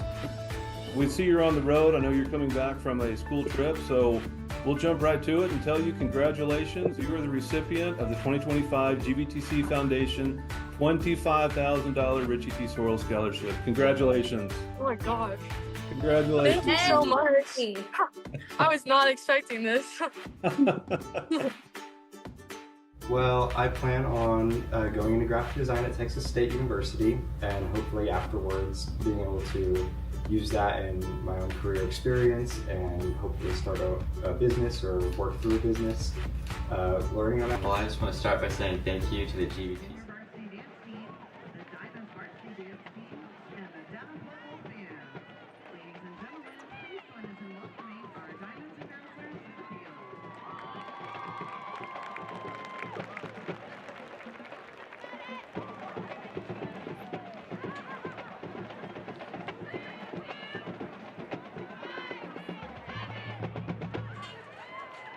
Your Dazzler officers are Danae Prieto, Kinsey Boras, Stephanie Vasquez, Lily Vetter, Alexis Dalton, and Alice Blevins. Last week's Dazzler of the Week was Alina Weston. Dazzler this week is Abby Martinez. Your Diamond Social officers are Annabelle Scott and Sophia Victorine. Social President is Sienna Wilton. Your Diamond Dance officers are Junior Lieutenants Emily Laraway, Sophia Ortiz, Emery Weinman, and Senior Lieutenant Sophia Plant. First Lieutenant is Alana Stanford, and your Diamond's Captain is Alexi Linney. Diamond Dancer of the Week is Sienna Welty. The Diamonds and Dazzlers are under the direction of Sarah Gentry and Christina Weinman, and would like to thank their headliner sponsors, J. Sabia Consulting, Kinderhouse Pediatrics, and Bush's Chicken, as well as their showstopper sponsor, the Club at Garden Ridge. Tonight they are performing a streamer jazz routine to Bang Bang.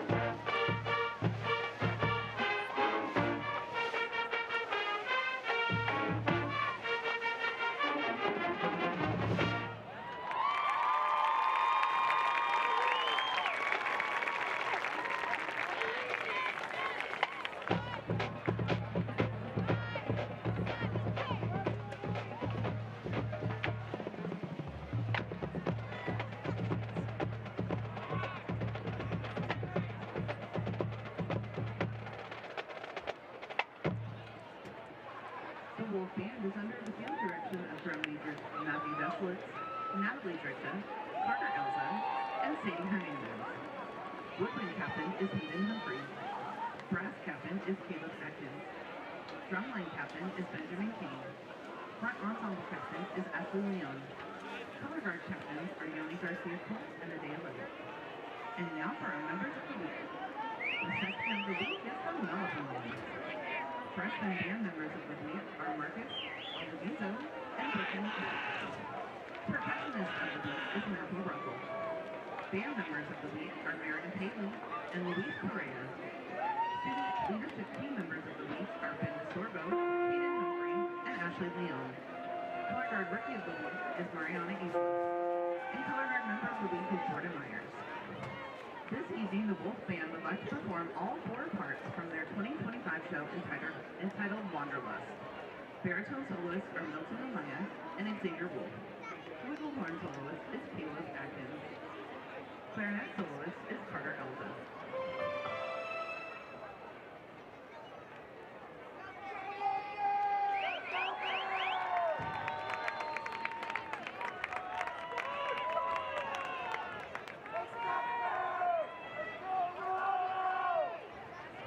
Now presenting the Wolf Band's 2025 show entitled Wanderlust.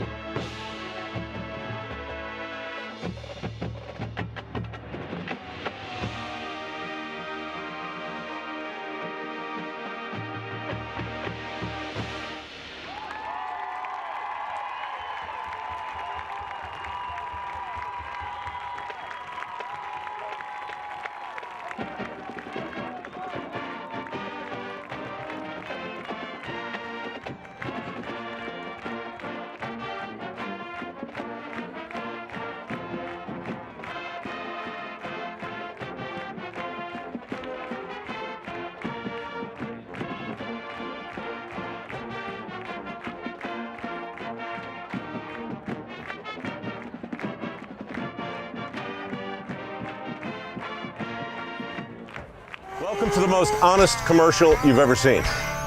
Not the cleanest, just the most honest. Today, we're fixing a home's foundation. I mean, that is like the most common thing to see in the world. Pretty common, yeah. Right. So it's the soil that's eroding away, causing those cavities, those voids that the foundation then wants to settle into. And then you guys with your superhero capes show up and fix everything. Yes, sir. Foundation Support Specialist is now Groundworks. Book your free inspection today. Gilman Automotive is San Antonio's #1 auto team. Choose from a stadium-sized selection of new and pre-owned vehicles. If you're looking for a Honda, Subaru, or Mitsubishi, see Gilman Honda, Gilman Subaru, or Gilman Mitsubishi. And best of all, they all come with the Gilman Promise. We promise you'll love your new car or you can bring it back. Gilman, it's the way to go. The Heidelberg Materials Surftex Quarry has been producing crushed stone since 1936.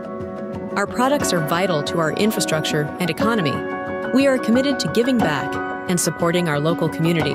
As one of the largest employers and taxpayers in the area, we provide significant economic benefits to Garden Ridge and the surrounding communities. We are more than just a stone quarry. We provide a material to build the future. Life doesn't stop for injuries, and neither do we. Schertz-Civil Emergency Clinic is open 24/7 with no wait times, top-rated doctors, providing pediatric and adult care, and advanced diagnostics like CT scans, X-ray, ultrasound, and on-site lab. So whether it's a sports injury, cold or flu, or a halftime mishap, our facility is there for you, offering everything from minor to major medical care. We're here for every Wolf, players, fans, and families, because the Wolves never slow down, and neither do we. Since 1990, Buyer Plumbing has served our area with service you can trust. We're family owned and operated with a licensed, loyal staff. You can count on our work for years to come. You can trust family-owned and operated Buyer Plumbing to do the job right. Right now, save $300 off any water heater or water softener system. Plus 0% financing for 18 months. Just call the Buyer Boys! I want options for growth at my job. Anderson Columbia builds roads to success. I'm a leader and want to help inspire others. What we do is a team sport. Needing your best every day. I want to enjoy my career. Working here is a real blast.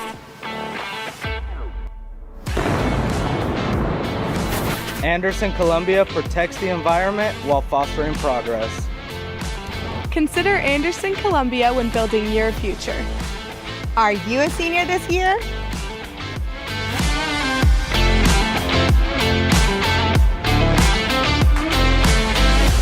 In Central and South Texas, your roof isn't just protection, it's peace of mind.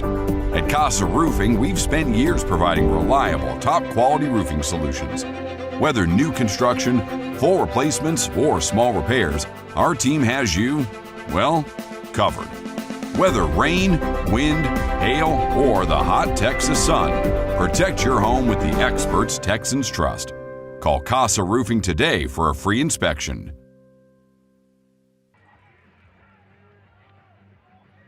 We are ready for the second half. It was all Davenport in half number one. Davenport leads Canyon Lake 25-7. Welcome to the start of the second half. I'm Bill Schoening along with Brad Lind and our entire crew here at Davenport High, just north of San Antonio. And Brad, your thoughts of the first half? Well, Bill, I said it right there in the end of the first half.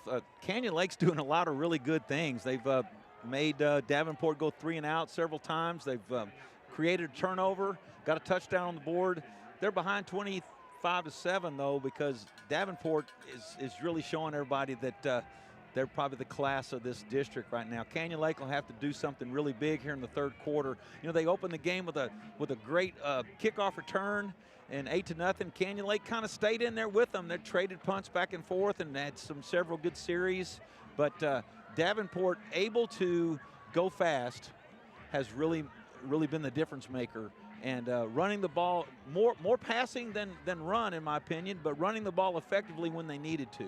And Barrett Fallon, again, very, very impressive in that first half. You mentioned the touchdown return to start the ball game, the kickoff return for a touchdown, and just very, very effective, especially running the ball in between the tackles. And every once in a while he cuts outside, but he's got the ability to pick up 4 or 5 yards even when he gets hit at the line of scrimmage. That's one of the differences in the ball game, is Davenport has been able to get going offensively, and now lead at 25-7 as we start the third quarter. He slept and fell before he got to the 10-yard line. And that, of course, is the guy who's been playing an awful lot this evening for Canyon Lake, starting in the backfield. Of course, Graham Simpson. And Simpson was a guy that was back there to receive that kick, and he just slipped and fell before the 10-yard line. That's not the way Canyon Lake wanted to start this third quarter. You know, with a talented kicker, you're not going to get too many chances. You don't want too many chances to return kicks, because that means the other team scored a touchdown. So, you know, Canyon Lake, they're trying to make something happen. It didn't work out for them. Now they got a long field to go to try to get a touchdown as this third quarter gets underway. Simpson stays in there, along with Wheeler, the quarterback, as Canyon Lake tries to come back here starting in the third quarter. Not much room at all. Man, they really have bottled up. Broadus is there defensively. Simpson had nowhere to go. I think he lost a yard. That's a piece of film you'll show to your junior high players, like 8 or 9 people in on that tackle right there. So Davenport really doing a good job on defense on that one running play. Canyon Lake's going to have to throw it now to get something going. Second down at 11 from their own 8-yard line. Canyon Lake offense. Quarterback Wheeler rolling left. He's going to throw on the run, and that is caught outside the 25-yard line, or outside the 20, we should say, for the first down. Great throw and catch there. Get the quarterback on the move, get him away from that great pass rush that Davenport's shown so far in the first half, and got a completion for a first down. Exactly what Canyon Lake needed to start this third quarter. Lucas Shaneader, who made the reception. At the 24, a fresh set of downs for the Hawks. Simpson trying to break a tackle, but you know, they're pretty sure-handed. The Davenport defense, to me, has not missed a lot of tackles today, and that was another good wrap-up that time. Brought us on that, and somebody, you know, it's just a quick recovery by the defense. Canyon Lake's doing some good things here. They're trying to run a delayed run play so that the pass rush is out of the way, so they don't have to block those guys, but they quickly recovered and made it a short gain. Nolan Brown also went on that last play, so we've said his name several times this evening. Second and long for the Hawks. Across the middle, that was behind the intended receiver. Looked like there might have been miscommunication that time between the quarterback Wheeler and the wide receiver who ran that route, Peyton King, because that pass was thrown behind him. Yeah, that was definitely somebody ran the wrong thing, or somebody threw the wrong thing right there. Protection was pretty good. They'll get that straightened out and come back to it. They had some success throwing the ball early. They need to keep doing that. Big third down here for Canyon Lake. Third and about 8 for Canyon Lake. Wheeler again will throw out in the flat. That's complete, and they've got the first down outside the 40. Watch, he breaks another tackle and gets all the way into Davenport territory. That's 34, Rios, the tight end. He's not a normal target, but boy, he made a big play right there. Great play by Rios, the son of one of my former players. I had to throw that in. I know Trey Rios is really. Did I call him Trey? Hope I didn't. Great play by Rios, number 34. His first catch today, Rios. Tristan Rios. Play action fake for Wheeler, and again, there he is. Man, so much pressure, so many times throughout the course of this game. We say Hayden Turner, number 11, and they're just having a hard time keeping him out of the backfield. Yeah, there's something that they're doing to free him up. I'm talking about the Davenport defensive calls. Canyon Lake needs to find a way to stop him. Like I said, I've called 4 of their games, been the commentator for 4 of their games this year. This is his breakout year. This is his best game so far. He's really playing well. That was a loss of about 5 on that play. Second down and 15. Now back in their own territory, Canyon Lake. Wheeler looking left, going to throw again on the run, and that's complete inside the 35 all the way down to the 28-yard line. And again, he went to Shane Ader, and he picked up the first down. Now let's see. Is there a flag on the play? Yes, we got a penalty marker on the 47 of the Canyon Lake side. Let's see what we got here. They're going to bring this back. That's going to be against the offense. Eligible downfield.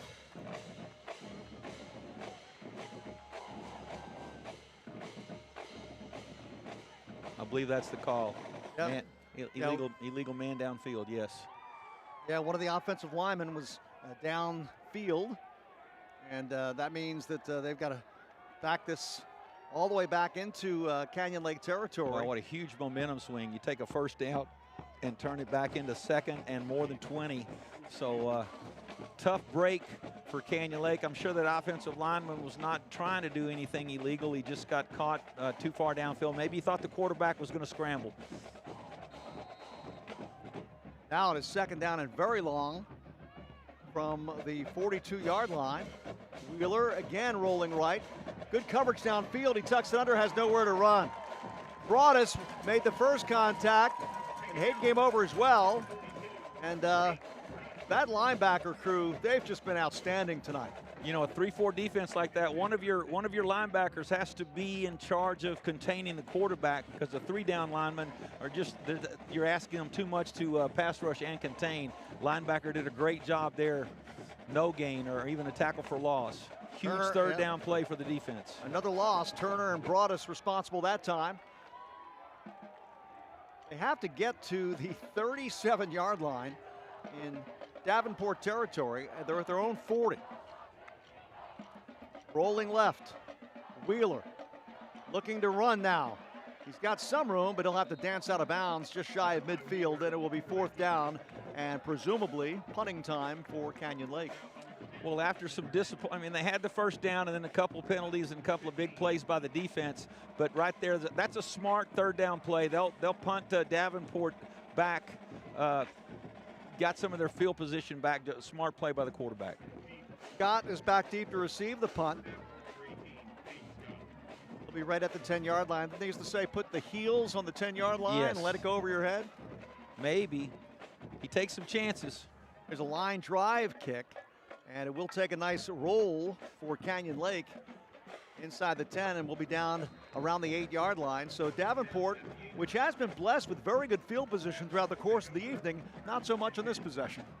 Well, when you start looking at field position, you don't get to mark one down on the very first one because they ran it back all the way for a touchdown. That's the best field position you can get. Canyon Lake needs to answer right here. They need to make a stop. Of course, Davenport is looking to do the first thing they get a chance to do here in the third quarter. We'll see what's going on here. Fallon's in the game. He's gonna run the ball. They're gonna find Scott. Canyon Lake's got a lot to cover here and doing a pretty good job on defense. Just outside the 5-yard line. They had it marked. I thought that they had it wrong. I thought the ball was down inside the 10, and they moved it out to the 13 instead of the 8, but it is the 8-yard line is where they start.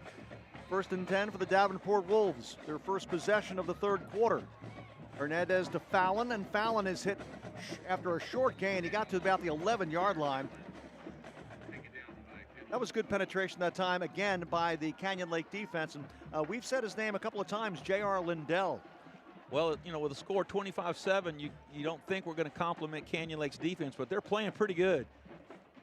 Here's Fallon again. He finds a little hole at left guard and makes a nice run. Very close to first down yardage. They're going to mark it, yeah. They're going to move the chains. I think he got it, yep. Not by a lot, but it's a first down. Just past the 18-yard line. Torres this time hands it off to Fallon again at right guard. And, you know, you don't need a big hole for him. It seems like he can slither through just a little bit of an opening that time. He's one of those guys that doesn't look fast, but he's outrunning everybody. Picked up 7 on first down, and now he has another first down run. It's a short game, but good enough for the first down out close to the 30-yard line. And when in doubt, they're going to mark him down to the 29, but he still has enough for the first down. But when in doubt, give it to Barrett Fallon. Quick toss to the left this time. Oh, it's picked off. A big interception there, and it's returned to the 37-yard line. And Canyon Lake very, very quick with that turnover, and now they've got a great field position. I'm not sure what happened if that play gets replayed. Let's look. Oh, he just threw it into a place where he shouldn't have. And normally, very great executor of passing plays and stuff, but he just threw it into places where there was 3 people that had a chance for that ball. So interception, second turnover created by Canyon Lake, but you got to fault the quarterback just a little bit on that one. Let's see if they can do anything with it now. Tristan Alexander with the interception, and this is a big opportunity here for Canyon Lake. Trailing 25-7 in the third quarter. They got to get something going offensively, and this is their best field position now for in quite a while. Quite a while, for sure. At the 37-yard line to start. Brown now, the running back, next to Wheeler. Play action fake, rolling to the right, under pressure. He's just got to throw it away. Yeah, they changed that rule a long time ago, but it just seems funny that a quarterback can just throw it out there to nobody. But it's still a 2nd down and 10. Well, he was out of the pocket. Really good pressure. Miles Jones. Yeah, they're trying hard to throw the ball deep, but of course, throwing the ball deep puts a big pressure on your offensive line to keep people away from your quarterback so he can make an accurate throw. Miles Jones applying the pressure that time, making Wheeler throw before he wanted to. 2nd and 10. Brown alongside Wheeler, and Wheeler being chased, and he got away from one man. Now he's going to try to run, throws on the run, and that is incomplete. Was he past the line of scrimmage when he threw that ball? He was very close, wasn't he, Brad? Very close, but no scrutiny, no even long look by the referee on the side. He's standing right there on the line of scrimmage, so he'd be able to see that before anybody else would. Now we're still looking at 3rd and 10. Tell you what, looking at the replay, I think he was about the 36-yard line when he threw that ball. I really do. It was very, very close. Those referees, they're trained professionals. They don't miss too many, Oh, I'm not getting on the officials. I'm just saying I usually do, so that's why I try to say something nice when I can. Well, sometimes when you see it live by the naked eye without the replays, oh, I was wrong. Right. But that time it was very, very close. 3rd down and 10 now for Canyon Lake. Wheeler, they swing it out, incomplete. I don't think there would have been much room there anyway because the Davenport defense read that out pretty well. And, of course, they need 10 yards here. Yeah. So now what do you do if you're Canyon Lake? You're in that kind of territory where you might as well go for it because might as well. Try to make something happen after that really big turnover by their defense. Especially trailing 25-7. Yeah. That's got to enter the strategy here, right, Brad? Well, really, just great defense. I'm changing the subject. Great defense to be able to run fast at the quarterback and the running back with 2 separate players, both knowing their assignments and getting that executed. I don't know what Canyon Lake's got here. They're about to run out of time. 3 receivers left just in the nick of time. Wheeler hands to his running back, Brown, and not much. He gets to about the 32-yard line. Again, he needed the 28, so he's going to be 4 or 5 yards shy. And now, watch it, guys. There's going to be flags fly. A couple of flags fly now. Unfortunately, I think that's going to be on Davenport. Well, they need to really kind of settle this down a little bit here. Guys are really getting a little bit too upset. Coaches have to come in and break this up. Officials are already trying to break it up. And we'll see if we have offsetting penalties. But we definitely have 2 flags down. I believe the first flag was thrown on Davenport. I don't know if the second one is going to be offsetting penalties. If you get offsetting penalties, it's both dead ball. See what happened at the tail end of the play. You can see some extra stuff going on at the end of the play, at the bottom of the pile. Yeah, there's 52 for Davenport was the first penalty. He's very late in shoving somebody in the back. So we'll see what happens here. Got to sort it out, the officials. They're having a discussion right now. So many times in a situation like that, it's offsetting penalties because both teams are at fault. We'll see how this is called. But sometimes if they feel like one player is responsible for what happened, then they may penalize the team of that player. So, again, a lot to sort out here. We're approaching the halfway mark of this third quarter with Davenport right now in control with a 25-7 lead. Canyon Lake was short on their 4th and 10, and then all of that extra stuff happened at the tail end of the play. So taking the referees a long time to figure this out. Yep. So Davenport would probably be very upset with themselves if they came up with a stop and then had to give it up on a personal foul here. Just have to see, but as you mentioned, Brad, a long discussion between the officials. The officials were busy trying to break up the fisticuffs, and I'm not sure if maybe a couple of them saw someone throw an extra punch. Or emotions run high, but when you got that helmet on, it's pretty hard to land a punch where you're going to be very effective. I'm not much of a fighter anyway. I don't want to hit anybody with a helmet on, so it's kind of silly, and really coaches try to work really hard to let that situation never happen. But it's a big game for both teams. Davenport's got a chance to put away the district championship, and Canyon Lake has a chance to be a part of a district championship, so emotions are running high. 6:26 remaining in this third quarter, and just never really seen it take this long to figure out. I used to work in the NBA for 24 years. I'd always get mad at the refs for taking too long. They're trying to get it right, but come on, make a call. Yeah, one way or the other. Let's go. Right, here we go. Just wonder if they're trying to determine who should be thrown out of the game. Ooh, that might be a very good point. 77 for Canyon Lake in there. He's the center. That's gonna,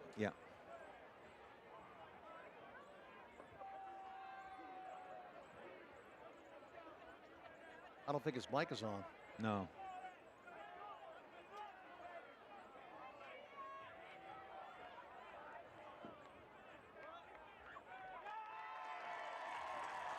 Well, the first indication, I thought maybe he was throwing someone out. It was like the whirlwind move, but we couldn't hear what he said. But obviously the personal foul against Canyon Lake. Now, I think this happened after the play. So yes, this it will was be all post-possession. It was all dead ball post-possession. So we'll see if Davenport takes over, right? Yeah, they should take over on downs. I believe they're just turning the down markers over. Maybe they did. No, they did mark something off against Canyon Lake. Yeah, it was all dead ball, right? Absolutely. So don't believe anybody was thrown out of the game. So we'll see. We'll see when Canyon Lake comes back on offense if they've got a full complement of players.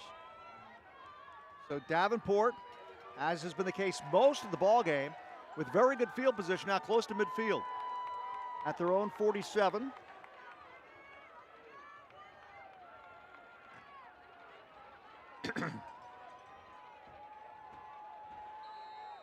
Two running backs behind Torres. Breaking a tackle and getting to the 50-yard line. Yeah, Fallon bobbled that snap, which kept him from, he had to look down and find the football. Oh, we got another penalty right here. Solomon's also back in now for Davenport. Flags here in the second half.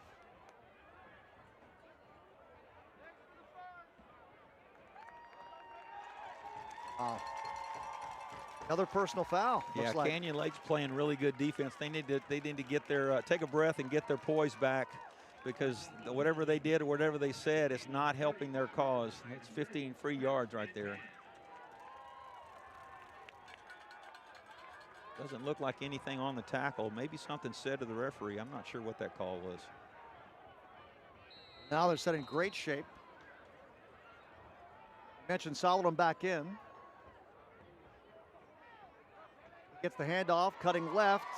Kale gets inside the 20, or the 30 rather, to the 29-yard line.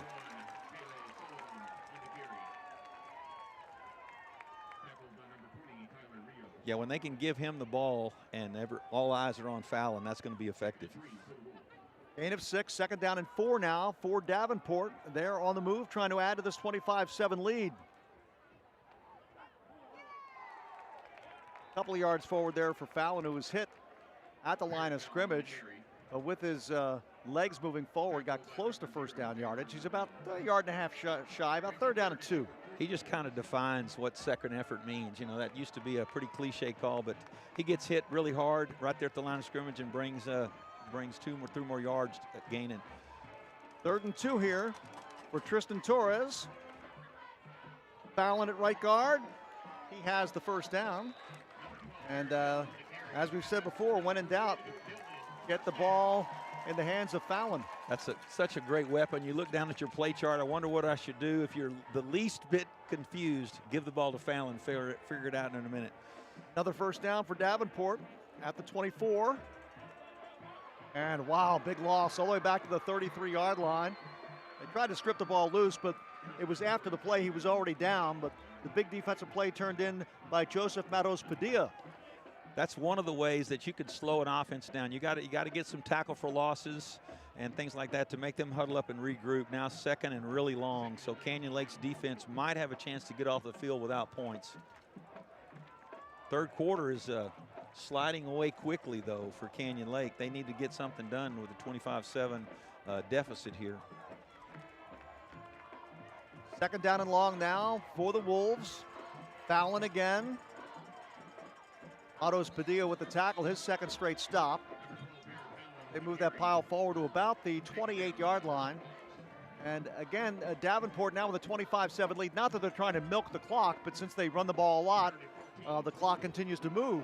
Yeah, well, the 25-7 score, the clock is their friend. I mean, they can come over here and go to Scott when they want to, but Canyon Lake looks pretty confident in their double coverage scheme on Scott on this side. Third down and about 4 for Torres. Ooh, that one was almost picked off. Oh, man, another chance for interception here. Canyon Lake has used those interceptions to keep them in the game. Now we got 4th and long. Might see the field goal kicker. It'll be a long attempt here. Remember, they did not try an attempt about this length earlier in the ball game. Telling you, they got confidence. He won a ball game for him with a field goal a little bit longer than this. This is going to be a 45-yarder. Ashton Mercer. 45-yarder from right in the middle of the field, just to the left of center. Late getting a guy on the field here. Mercer's attempt from 45 yards is not there. Well, hats off to Canyon Lake's defense for overcoming a personal foul penalty and stopping a really quality, hot offense on this night. I know they've only got 25 points on the board, but they're moving the ball really well. Canyon Lake comes up with a stop there, and so 3 minutes and 40 seconds left in their third quarter. It's kind of gone away quickly. Canyon Lake needs to get something going and get on the board. We've talked about the Davenport defense and how effective they've been, and really you look at the defensive play of Turner, especially number 11. Oh, he just had a great game, and when that happens with the D-line on this kind of defensive scheme, then the linebackers are kind of free to roam around and make their own plays too. Broadus and Yankee doing a great job as well. Wheeler looks left, throws wide for the intended target. It'll be second down and 10. Simpson now in at running back for Canyon Lake. Looking back for that tight end, the third man out on that side. Linebackers in really good coverage, though. Kobe Halverson back in as a wide receiver. He's wide to the right. Peyton King in the ball game in the slot to the left. Second down and 10 now for Canyon Lake from their own 28-yard line. Wheeler gives to his running back, and again, not much there at all, right at the line of scrimmage. The middle of that defensive line has been very, very tough. Among the defenders there for Davenport, making early contact. You talked about just about calling everybody. Every D lineman and both those inside linebackers on that play. There were 4 or 5 kids there at the handoff, you know. So really playing well. Davenport's defense has kind of settled in and made this very difficult for Canyon Lake. Colton Pearson among the defenders coming up with an early hit on that last play. Now it is third down and 10 for Canyon Lake. Clock is running inside 3 minutes remaining in the third quarter. Jace Wheeler, the quarterback, will throw on third and long. Step up and throw across the middle. A diving attempt, but it's incomplete. And it will be fourth down and punting time for Canyon Lake. 42 Broadus on the coverage there. He's a linebacker covering a much faster receiver, but he did a great job. Kid probably thought he should have caught it, but Broadus is there for good coverage. Halverson, the wide receiver, unable to come up with it. Now it is fourth down. Scott is back deep to receive the punt. Davenport leads at 25-7. 9-drive punt. Scott starts left, then cuts right. Wow. Watch out. Scott This is over. Going to go the distance. Touchdown. Davenport. Caden Scott takes it home. Well, if it's not difficult enough to stop this offense, the Davenport return game, kickoff return, and now punt return has made this a four-score game and almost out of reach here as we finish up this third quarter. What a weapon to have back there. You know, your defense makes a stop, and then you finish it off with a punt return. The offense doesn't even have to go on the field, and you get 7 points. 6 now, but 7 soon. Well, you've been talking all night long about how dangerous he is, and we have seen it. Here's the extra point, and it is through the uprights. 2 minutes and 28 seconds remaining in the third. Right now, it's all Davenport, 32-7 over Canyon Lake. Gilman Automotive is San Antonio's #1 auto team. Choose from a stadium-sized selection of new and pre-owned vehicles. If you're looking for a Honda, Subaru, or Mitsubishi, see Gilman Honda, Gilman Subaru, or Gilman Mitsubishi. And best of all, they all come with the Gilman Promise. We promise you'll love your new car, or you can bring it back. It's the way to go. The Davenport Wolves have added to the lead. It's now 32-7. They're that close now to the district championship with 2:28 remaining in the third quarter. And Davenport again taking advantage of the opportunity. Well, you know, with these two quality offenses, I wouldn't have said, you know, with 2:28 left to go in the third quarter, that the only score that we would have is a punt return by Davenport. So both teams playing really good defense in the third quarter. We got 2:28 left with Canyon Lake with another try. They need to get something going pretty quick here. This is going to slip away from them. Simpson and King are back deep to receive the kick for Canyon Lake, and they won't have a chance. This one goes to the back of the end zone. Again, Canyon Lake coming out offensively, needing something to get going here because it's late in the third quarter, and they trail 32-7. And this is a Davenport offense that, as you mentioned, aided a lot by special teams. Defense has also helped out a little bit in this ball game for Davenport, but it's an offense that averages coming in better than 40 points per game. So you got to score a lot of points if you're going to beat Davenport. Exactly, or you got to keep the ball away from their offense. You know, this is one of those rare situations where the defense caused Canyon Lake to punt, and then they return it for a touchdown. You know, those kids that are on defense, they couldn't wait to get back out there. They know how good they're playing. So you think, oh no, we got to send our defense back on the field. No, they're ready. They're ready.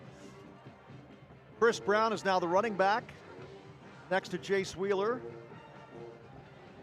On 1st and 10 from his own 25-yard line. Wheeler will throw. He's got his man out of the backfield, and he'll get it out to the 34-yard line. Gain of about 9. They've been trying to go to that play quite often, but that's several times the Davenport pass rush had just got to. Even though it's a short throw, it's a late developing route because it's the third man out on a flood concept to the short side of the field. So it takes a little while for him to get open. Well executed that time, so they may have a chance for a first down or something even bigger. It was Ryan Reyna who made the catch, his first catch of the game. Reyna's been lined up as kind of like the wing back throughout most of the ball game. Yes, and he looks like he's blocking, but then he takes off and gets open on the other side.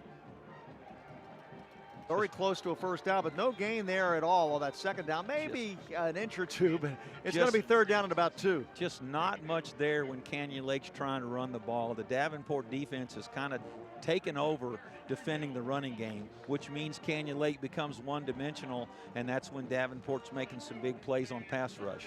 That was Chris Brown on that carry. Now it's third down and 2. Big third down play here for Canyon Lake. They may be in 4-down territory anyway. Trailing 32-7. Brown this time runs into a wall, tries to move the legs forward, and I don't think he got there. No, he looked like he's about a yard short. Davenport just playing so good in the trenches, as we say, you know, those defensive tackles and inside linebackers in the 3-4 scheme, really doing their job. Well, fourth down here, and looks like they're going to go for it, or at least they're thinking about it. We are in the waning moments of the third quarter. They may call timeout to think about this. Yeah, here comes their punt team. Punt unit will come on with just 40 seconds now remaining in the third. Or the punt formation. You never know this late in the year, this late in the game, they're going to have to call timeout. Yeah. Yep, there's nobody back deep to receive the punt, but the punt's not going to happen. With 31.3 seconds remaining in the third, it's 32-7. We're going to keep it right here. Davenport obviously wants to finish the job, and you know the way their coaches are very intense. They're not going to let the Wolves relax right now. No, it's just one of those. The defense is playing so good that you know, on offense you go. It doesn't really matter if we're on the field or not right now, because that punt return, you know, time of possession and yards per carry or yards per series doesn't really matter if you've got 2 touchdowns on special teams, and it just blows the game open for you. The opening kick, Barrett Fallon went 90 yards, and then just a few moments ago, it seems like it was Caden Scott. I was going to comment on that earlier. You know, Fallon, you think, well, he's really not that fast. He's just more of a finesse kind of power runner, sort of looking for, but then he's back there to return kicks, so he must have some speed that we're not seeing. He's a quality player, a difference maker for sure all season. 4th down and 1 for Canyon Lake. Nobody back. They will go back deep into punt formation, and they'll get it away. Not much on this punt. Let's see what kind of a roll it takes, and that's going to roll out of bounds, actually. And the officials will mark it out of bounds at the 45-yard line. So once again, good field position for the Wolves. And without even a return man back there, that just didn't work out well for Canyon Lake. They needed to get a big deep punt and roll it down to the 10-yard line or something. It just didn't happen. So Davenport, great field position. I think Davenport was very wary of a fake there on 4th and 1. That's Probably why Scott wasn't. They wanted more guys up. Yeah, I'm sure. Wasn't that they don't trust Scott with it. No. We can see what he could do. He changed directions very quickly on his punt return for a touchdown earlier in the third quarter. With Davenport's hurry-up offense, let's see if they can get 2 plays in 26 seconds here. Fallon, the lone running back. Torres going to throw deep. He's got Scott wide open. He catches the 20, and he will walk into the end zone for the touchdown. A 55-yard touchdown strike to Caden Scott from Tristan Torres, and Davenport is blown it wide open. Well, they seemed like the second quarter and all of the third quarter, they were going ahead and just building their defense around double coverage and just take Scott out of the game. Looks like they caught him with the single coverage, and Scott's having a great night. That's about his 5th or 6th catch.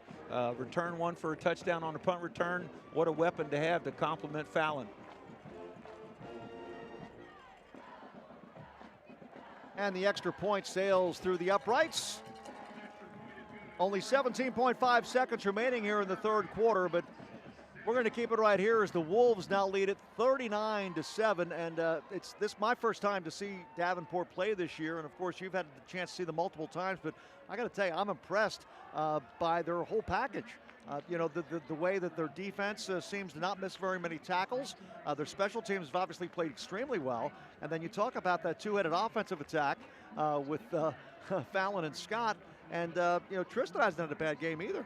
No, it's a recent phrase that's become popular is what they call complementary football, you know, and it's something that coaches have been talking about forever. Your offense has got to do something to help your defense. Your defense has got to do something to help your offense. Davenport really puts that on display.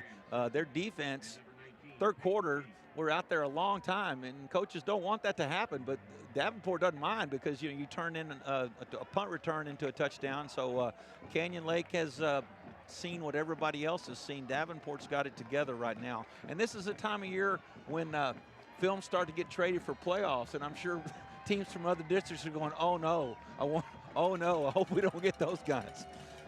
Simpson and King are back deep to receive the kick.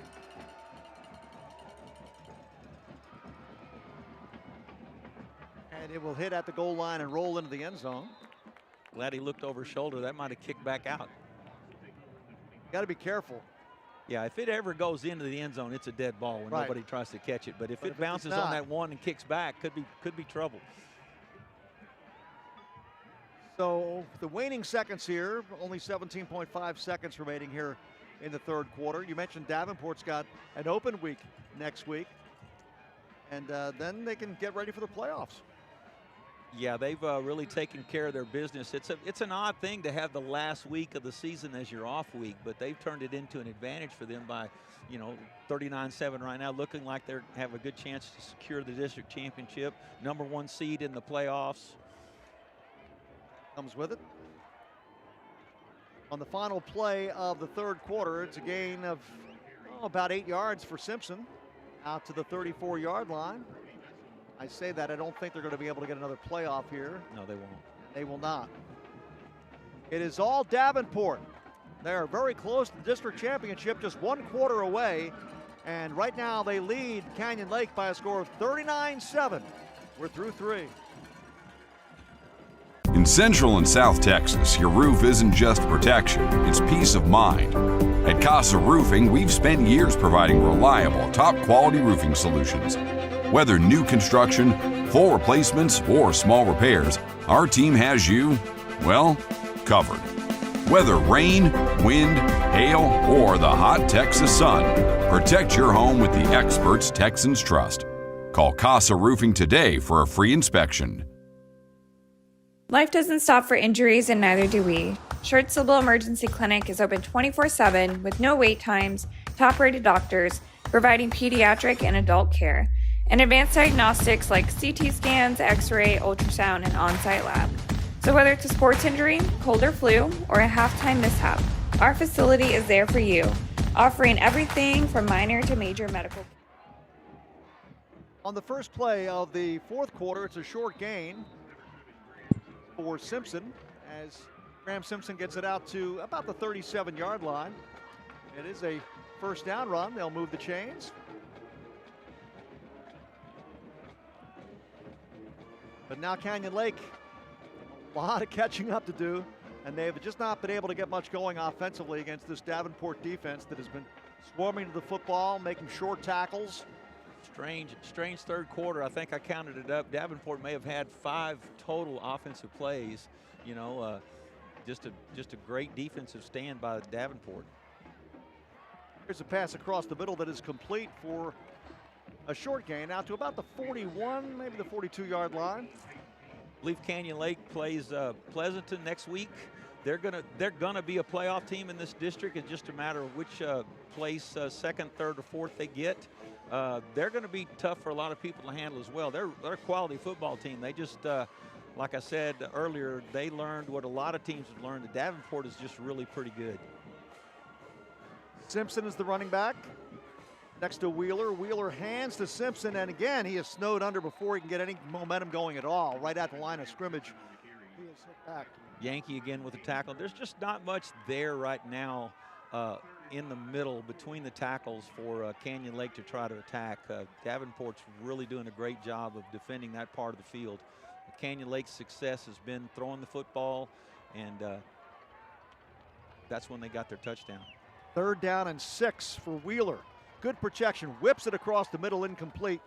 He was trying to get it to Peyton King, but that pass was zipped too low. And now it is 4th down and about 5 for the Hawks, and they're going to bring the punting unit in.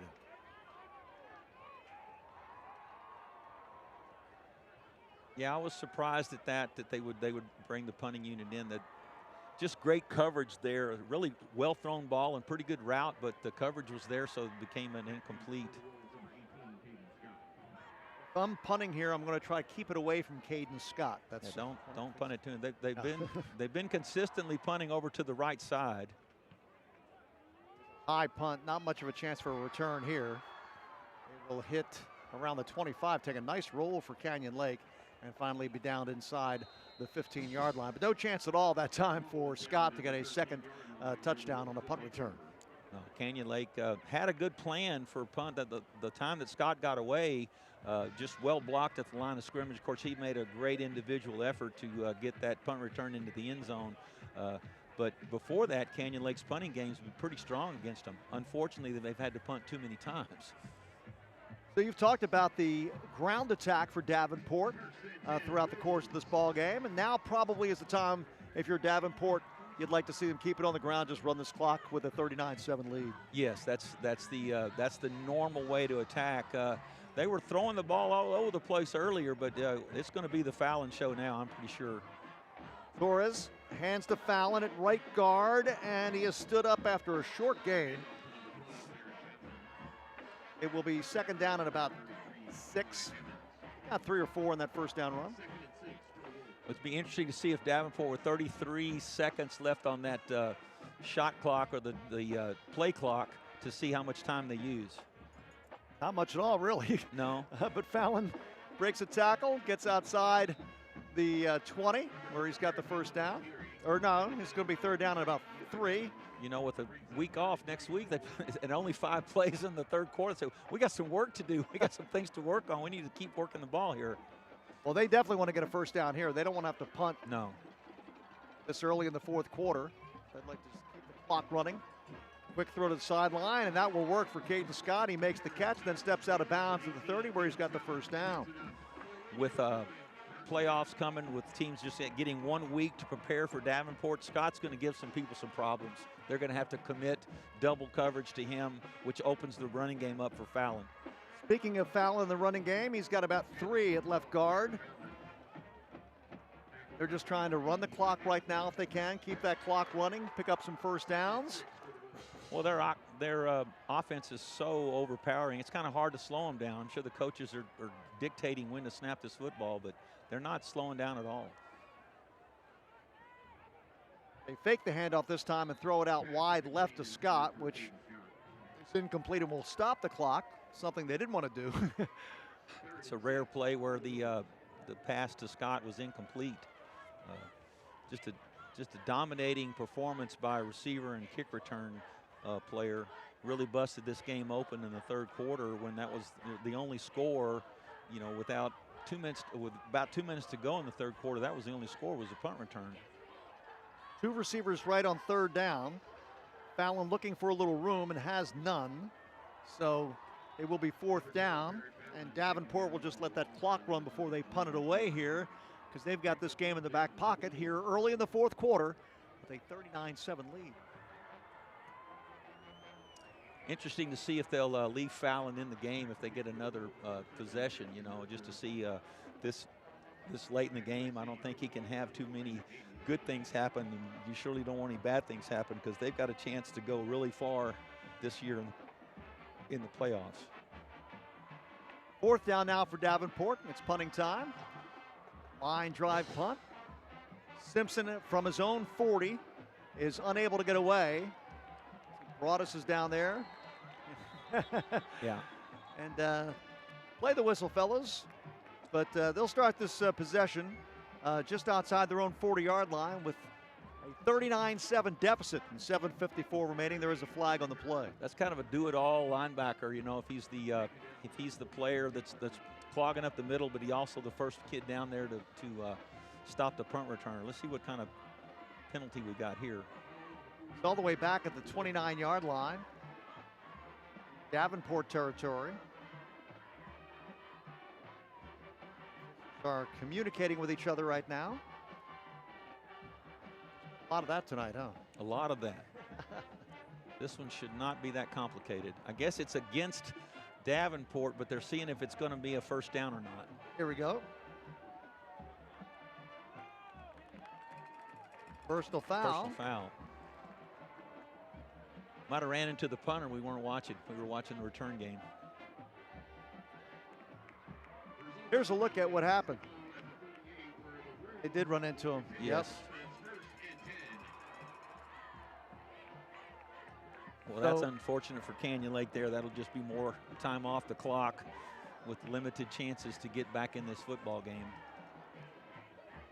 And it's perfect for Davenport because, as you mentioned, it's just what they want to do, run some clock. Coaches are taking time to make sure that the offense understands that the clock is our friend. Right. We don't need another score. We need to just ram this ball down their throat and make the clock work for us. Don't run out of bounds either, guys. Don't run out of bounds. Probably said that 4 or 5 times. First and 10 from their own 48-yard line for the Davenport Wolves. Big room here for Fallon, as he's got another big gainer, this time all the way inside the 40 to the 38-yard line where he's got another first down. That Canyon Lake defense, they've got to be tired. They've been they've on the played field a lot of snaps. Yep, a lot of snaps. First and 10 at the 38 for Torres. Little misdirection here. And Kale's got it. He's going to go all the way down to the 30-yard line before they fight him back, but that's a pickup of about 8 yards. Kale's got one of those strong, he's like built low to the ground, right? He's such a good complement to Fallon, which is a finesse runner and very powerful, but can make people miss. The other one, he gonna run right over you and kind of make you like it. So that'll be a different attack for them next year. Kale Saladum with the run, second down and about 3 here. And again, no hurry here with the clock running inside 7 minutes now. And Davenport cruising with a 39-7 lead. And Fallon looking for another first down, and he's got it down to the 27-yard line. He just seems to get stronger. You know, you say the Canyon Lake defense has been out there a lot tonight. Well, that means that the Davenport offense has been working hard too, but Fallon doesn't seem like he's worn down. You know, he just seems like he gets stronger as the game goes. Saladum stays in the backfield along with Fallon. And Torres, the quarterback, taking his time before he calls this play out because that play clock still has plenty of time left. One of the things you just don't notice until you're looking at a game like this and watching the clock, they're just so good at clock management. Now they're going to take a timeout, you know, they're smart. Just the offense knows how to use the clock effectively. Yeah, they let the play clock run down, and now they call a timeout with 6:03 remaining in the ball game. We'll take a break. It's all Davenport, 39-7 over Canyon Lake. Life is yours to spend. Spend it apart. Spend it together. Spend a little now. Spend a lot later. Spend it fearlessly. Spend it faithfully.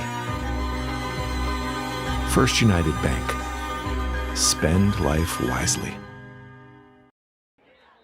We're halfway through the fourth quarter. Davenport in control, 39-7. I'm Bill Schoening along with Brad Lind.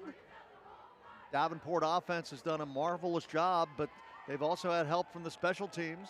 A punt return for a touchdown by Caden Scott. A kickoff return for a touchdown by Barrett Fallon. Looked like they take Fallon out of the game and brought in some younger offensive linemen too to finish this game off. Saladum with big hole up the middle. He's going to barrel his way inside the 10-yard line. Kale Saladum with a big run. It's first and goal. They probably told him not to go out of bounds, but they did not tell him don't score. There's no reason to ever do that to a kid. You know, he's just a good running back. Now they got a third one in there. Need to save him for the playoffs too. Canyon Lake making some late substitutions on defense here. First and goal for the Wolves.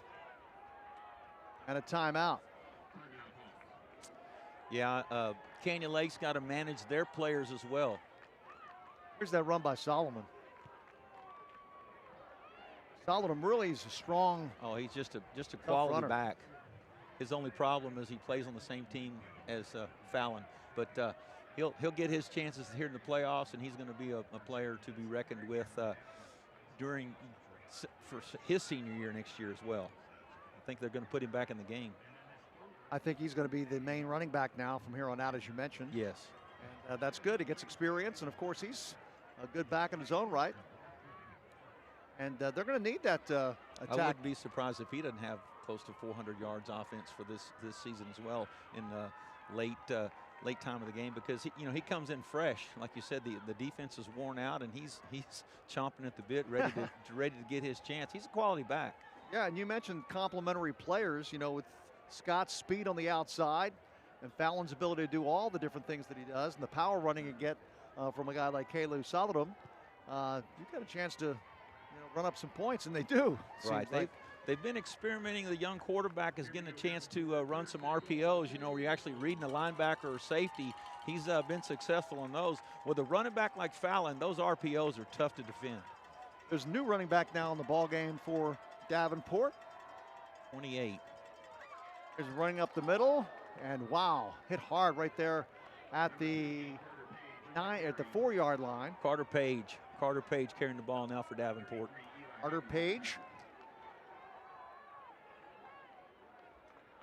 Hand off to Page, running wide, breaks a tackle, does not get to the goal line though. He's brought down right at the 1 yard line. I've got Carter Page on my depth chart. Thank you for finding him. Yeah, he's got a back plate. It is number 28. That's correct. Yep.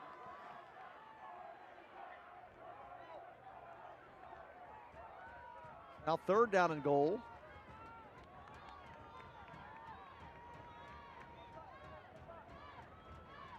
Page at right guard is hit from behind and not get to the goal line. Goal line stand here for Canyon Lake. Give them some credit.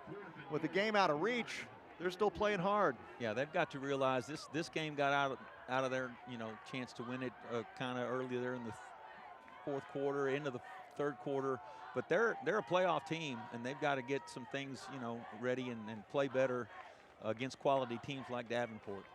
Solidum and Page are the running backs. Torres the quarterback. 4th down and goal from the 1 yard line. Torres communicating with his running backs. And now looks like we're going to have a timeout. So Davenport will take their 2nd timeout. We'll keep it right here with 4:06 remaining in the 4th quarter. And the Wolves in control 39-7. You mentioned Canyon Lake and their opportunities to advance into the playoffs. What types of things do you think the coaching staff is going to look at from this game and say, guys, we got to do this better if we're going to make a little playoff run? Well, the first thing they'll say is, okay, 39-7, let's look at this film. And they'll say, by the way, you're not going to see anybody this good again for a long time, okay? And that's phase 1. And then phase 2, you say, by the way, if we go far enough in the playoffs, we will see these guys again. So let's watch this film really close and see if we can't get better on some small things. They've had glimpses of playing really well against a quality team in Davenport. It's just that they need to be ready for all 3 phases. The return game has been just outstanding for Davenport tonight with 2 touchdowns. But their defense has just been devastating since probably the middle of the 2nd quarter. After that touchdown by Canyon Lake, they kind of woke up and said, that's it, no more. And there hasn't been. Very stingy, especially against the run. All right, Page and Solidum with Torres. 4th and goal from the 1 yard line. Torres hands to Page. He dives into the end zone. A 1 yard touchdown run by Marcus Page. And Davenport adds to the lead. It is now 45-7.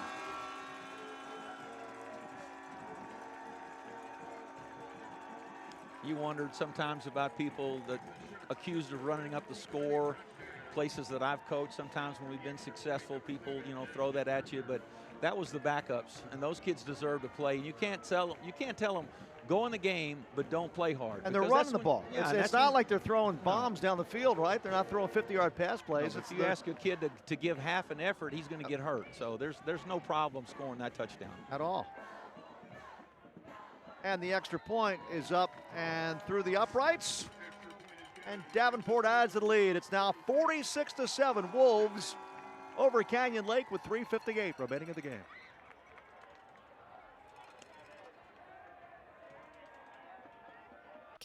Gilman Automotive is San Antonio's #1 auto team. Choose from a stadium-sized selection of new and pre-owned vehicles. If you're looking for a Honda, Subaru, or Mitsubishi, see Gilman Honda, Gilman Subaru, or Gilman Mitsubishi. And best of all, they all come with the Gilman Promise. We promise you'll love your new car or you can bring it back. Gilman, it's the way to go. Back at Davenport, where the Wolves are about to celebrate a district championship. Bill Schoening and Brad Lynn with you. And our Wick Productions crew working hard here. Our location here high atop the press box, open air situation. Open air, that makes it sound a little more thrilling than it really. It's kind of chilly right now. It's a little chilly, but thank goodness the wind's not blowing. Yep. It's really a perfect night for football, though. What a great deal. These kids are really fortunate. Such beautiful facilities, great field to play on. Like I said, Canyon Lake not having a great night, but they're going to be a playoff team, and they're a quality football team. They just ran into a great Davenport effort tonight. And the kick will go through the end zone. And Canyon Lake will have the ball more than likely their final possession of the evening with 3:58 remaining in the fourth quarter. Some coaches at this point in a ball game might put in some backups, get some experience for some guys on both sides of the ball. What do you think? I'm in favor of that.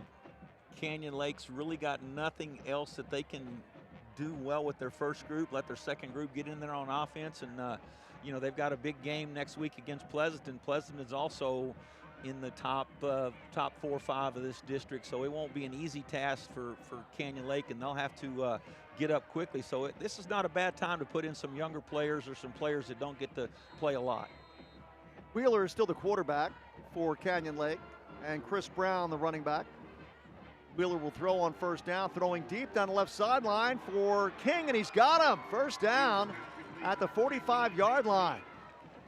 Peyton King beat his man on the coverage down that left sideline. It's a quality double move he made there. The ball's in the air while he's running one direction, and he breaks back. That's just good coaching. And Singletary, he's a good DB, and he's a starter. He's still in the game. So Canyon Lake has got some weapons. Now inside Davenport territory at the 44-yard line. Wheeler under pressure, and he's getting out of one situation, and he does a very good job to get back to the line of scrimmage, and that's about it. But, man, it looked like he was going to lose about 5 or 6 yards on that play. That's been the key to Davenport's defense all night. As soon as Canyon Lake gets some success throwing the football, they try to go back and hit a deeper route, and it causes, a pressure situation because the quarterback's holding it a little longer. I would say that obviously the return game, but Davenport's defensive line has played just as good as anybody on the field tonight. Reyna out wide to the left. Give up the middle for Brown. Breaks a tackle, gets into the secondary. He's got 15 yards as he's got the first down to the 30-yard line, maybe the 29. It's one of those situations, Davenport keeps their 2 starting corners in because they know Canyon Lake's going to throw the football in this situation. Those kids need work against quality receivers. Under 3 minutes now to go in this ball game. Wheeler will set up Brown to his right. Reyna is a wingback to the left. Looking to throw. Wheeler stepping up across the middle. He's got his man at the 15. 10-5 touchdown. A beautiful throw right on the money by the quarterback Wheeler, and that was also a beautiful route too. Yeah, so you asked what Canyon Lake was going to do with, you see the replay there, really good route. Two big plays by the quarterback and the receivers, and then the offensive line, hats off to them. They haven't had a great night, but they got their quarterback time to throw. Kobe Halverson with the catch, and Canyon Lake with their second score of the ball game.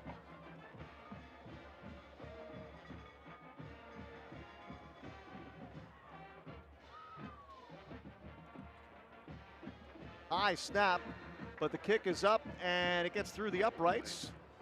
I believe it's good. We do have a penalty on the play. Penalty. Looked like procedure on Canyon Lake. They'll back up 5 yards and try this again. So they had a procedure and that high snap.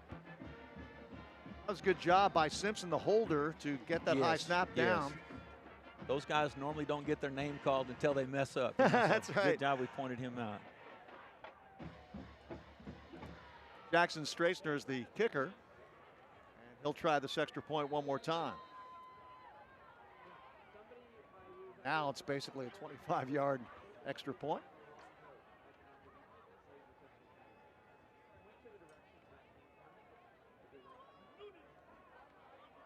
Clean snap this time. Straisner puts it up, and it is good. There's a timeout on the field with 2:26 remaining in the ball game. And the new score, Davenport 46, Canyon Lake 14.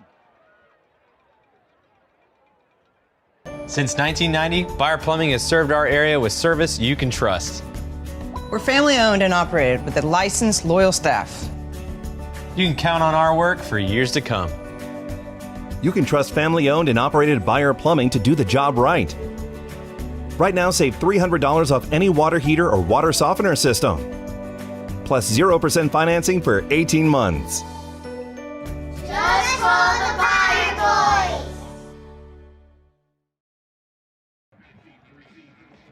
I give credit to Canyon Lake as they go on a late touchdown drive.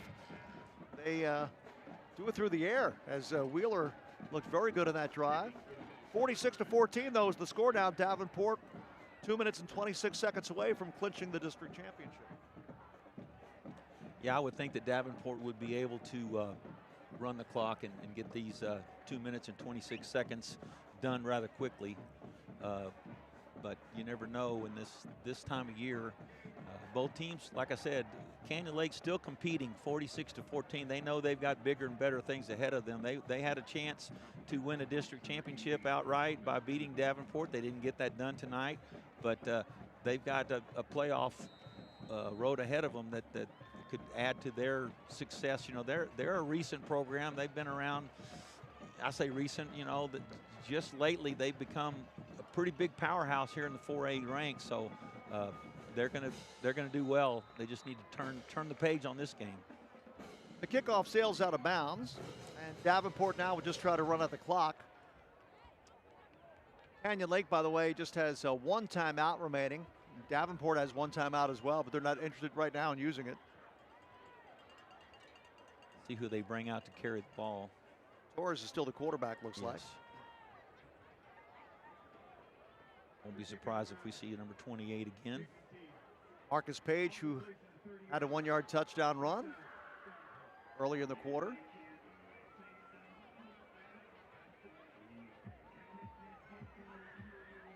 Davenport, as you mentioned, that #1 seed pretty important too, huh? Yes, you get the 4th place team from District 15, but you get a home game. They changed that because there were just no stadiums available, quite frankly. But when you go 6A down to 1A, everybody trying to get a college team, you know, a big stadium to play in. Sure. You got to have home games, you know, to make that work. This will likely be the final possession, as we mentioned, for Davenport. Page gets nothing on first down. So it will be 2nd down and 10 for the Wolves. But more importantly, from the Davenport perspective anyway, the clock will continue to run here, and we will have that 2-minute timeout. Yes, we will. Coming up. That's seconds. A built-in timeout probably right coming now up. before they snap the ball again.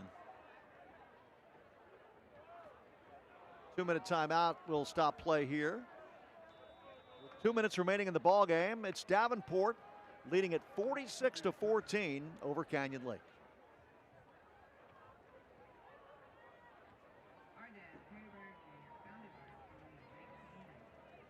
Welcome to the most honest commercial you've ever seen. Not the cleanest, just the most honest. Today, we're fixing a home's foundation. I mean, that is like the most common thing to see in the world. Pretty common, yeah. Right. So it's the soil that's eroding away, causing those cavities, those voids that the foundation then wants to settle into. And then you guys with your superhero capes show up and fix everything. Yes, sir. Foundation Support Specialist is now Groundworks. Book your free inspection today. The Davenport Wolves trying to put the finishing touches on this one. With just 2 minutes remaining in the ball game. In control of this one at 46-14. Running back Marcus Page in the ball game. Quarterback Torres calling 2nd and 10 from his own 30. He'll throw, surprisingly, out to the right, incomplete. That stops the clock. Getting some young players a chance to catch football. They might need them later on in the playoffs, but that does stop the clock. So Enrique Gonzalez was the intended receiver on that play. 3rd down and 10 now for the Wolves. looks like Canyon Lake's got some younger players and some backups in as well at defense. So like I said, Canyon Lake preparing for their playoff run as well. And again, good valuable experience for some of these younger players, getting a chance to get out there and see some action. Page this time will have a few yards, but nowhere close to a first down, about 7 yards shy of the first down. So punting time, you would think, for Davenport. Probably take the penalty to run more time off the clock.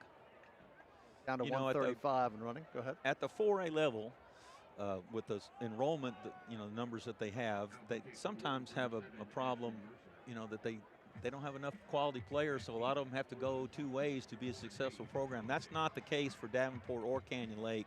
They come to this game tonight with a well fleshed out staff, well fleshed out players for both offense and defense, and so they can platoon their players just like the 5A and 6A teams. Here's a good punt. Holiday will return it, and he'll get out close to midfield.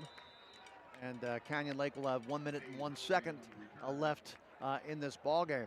Well, we talked about this facility here at Davenport. It's a fun place to do a game because we're on top of the press box, we're out in the open air, and it's a little cool tonight, but we've had very good weather this evening, I think, and especially no wind. No wind is the key, and that made it a better football game as well. The punters and the snappers, people don't think about that. The punter has to punt into the wind. Sometimes that snapper has that long snap into the wind too. So anytime you can play a game this late in the year with no wind, you're enjoying it much more. Well, let's see if Canyon Lake tries to move down the field. They certainly did last time. They scored a touchdown. As Jace Wheeler has Simpson next to him now. Brown was in the previous possession. Simpson right up the middle, breaks a tackle or two and gets to about the 49-yard line. And looks like we're seeing some different numbers out there for Davenport, the linebacker and safety spot, so they're letting some younger kids play. You never know when their number is going to be called in a playoff game. You go 12, 13, 14 weeks, some kids get banged up and others have to play. Wheeler's going to throw deep down the right sideline, and a very nice catch. Wow. No, he's going to call it complete. That's the guy that caught the touchdown earlier, Halverson. I thought they were just maybe going to run out the clock, but no. They're trying to score again, which give them credit. We mentioned the no quit in Canyon Lake. Right. And maybe they're thinking, hey, let's start to click a little bit now, get a little momentum headed to next week. If they can score touchdowns against Davenport, then they shouldn't be intimidated by anybody they see in the playoffs. Miller throwing deep to the end zone, just overthrown off the fingertips of the intended receiver, who had a step on everybody. He was behind the defense. Yeah, that Halverson's come up with some big plays. Peyton King as well. That was Halverson, the intended receiver.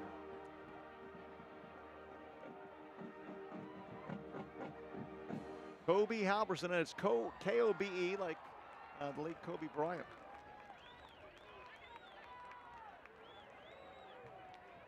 .9 seconds remaining in the game. And here's Simpson. That should be enough. He'll fight for the first down, or fight for a few yards. That should be the final play of the ball game, I would imagine. Yes. Well, congratulations to the Davenport Wolves, who are winning the district championship in very impressive fashion and improving their overall record to 10-0, as they have a very impressive performance this evening against the Canyon Lake Hawks. 46-14, a very impressive performance, I thought, Brad, because it was not only the offense and defense, but the special teams as well. Like you said, all three phases of the game, very complimentary. They great return teams, great return. When you get punt returns, kickoff returns, it just blows the game open. Some of your other statistics don't matter anymore when you're doing things like that. They were able to play great defense when they needed to. Oh, man. I'm glad that's not. I wish I could win the district championship tonight, but I'm sure glad I didn't get an ice bath. Oh, my goodness. That's not when it's supposed cold. to be in the upper 40s in the hill country this evening. Better than not having it, I guess. But, man, look at the look on his face. He's trying to enjoy it. A very impressive performance this evening by the Davenport Hawks. We could start mentioning a lot of different people. Their defense, their linebackers, I thought, came up real big in this ball game, especially Hayden Turner. Yeah. I would say Hayden Turner might get the star on the defensive side of the ball. Yeah, he had a great game. He had a one of those tackle for losses, batted balls. Just about anything you want to do as a D lineman, he did it. So that's huge. And the big 1-2 punch of Fallon and Scott on offense, getting it done for Davenport. Again, Davenport, the district champs, and a big impressive win over Canyon Lake. For our entire crew here at Davenport and for our color analyst Brad Lind, I'm Bill Schoening. Good evening from Davenport.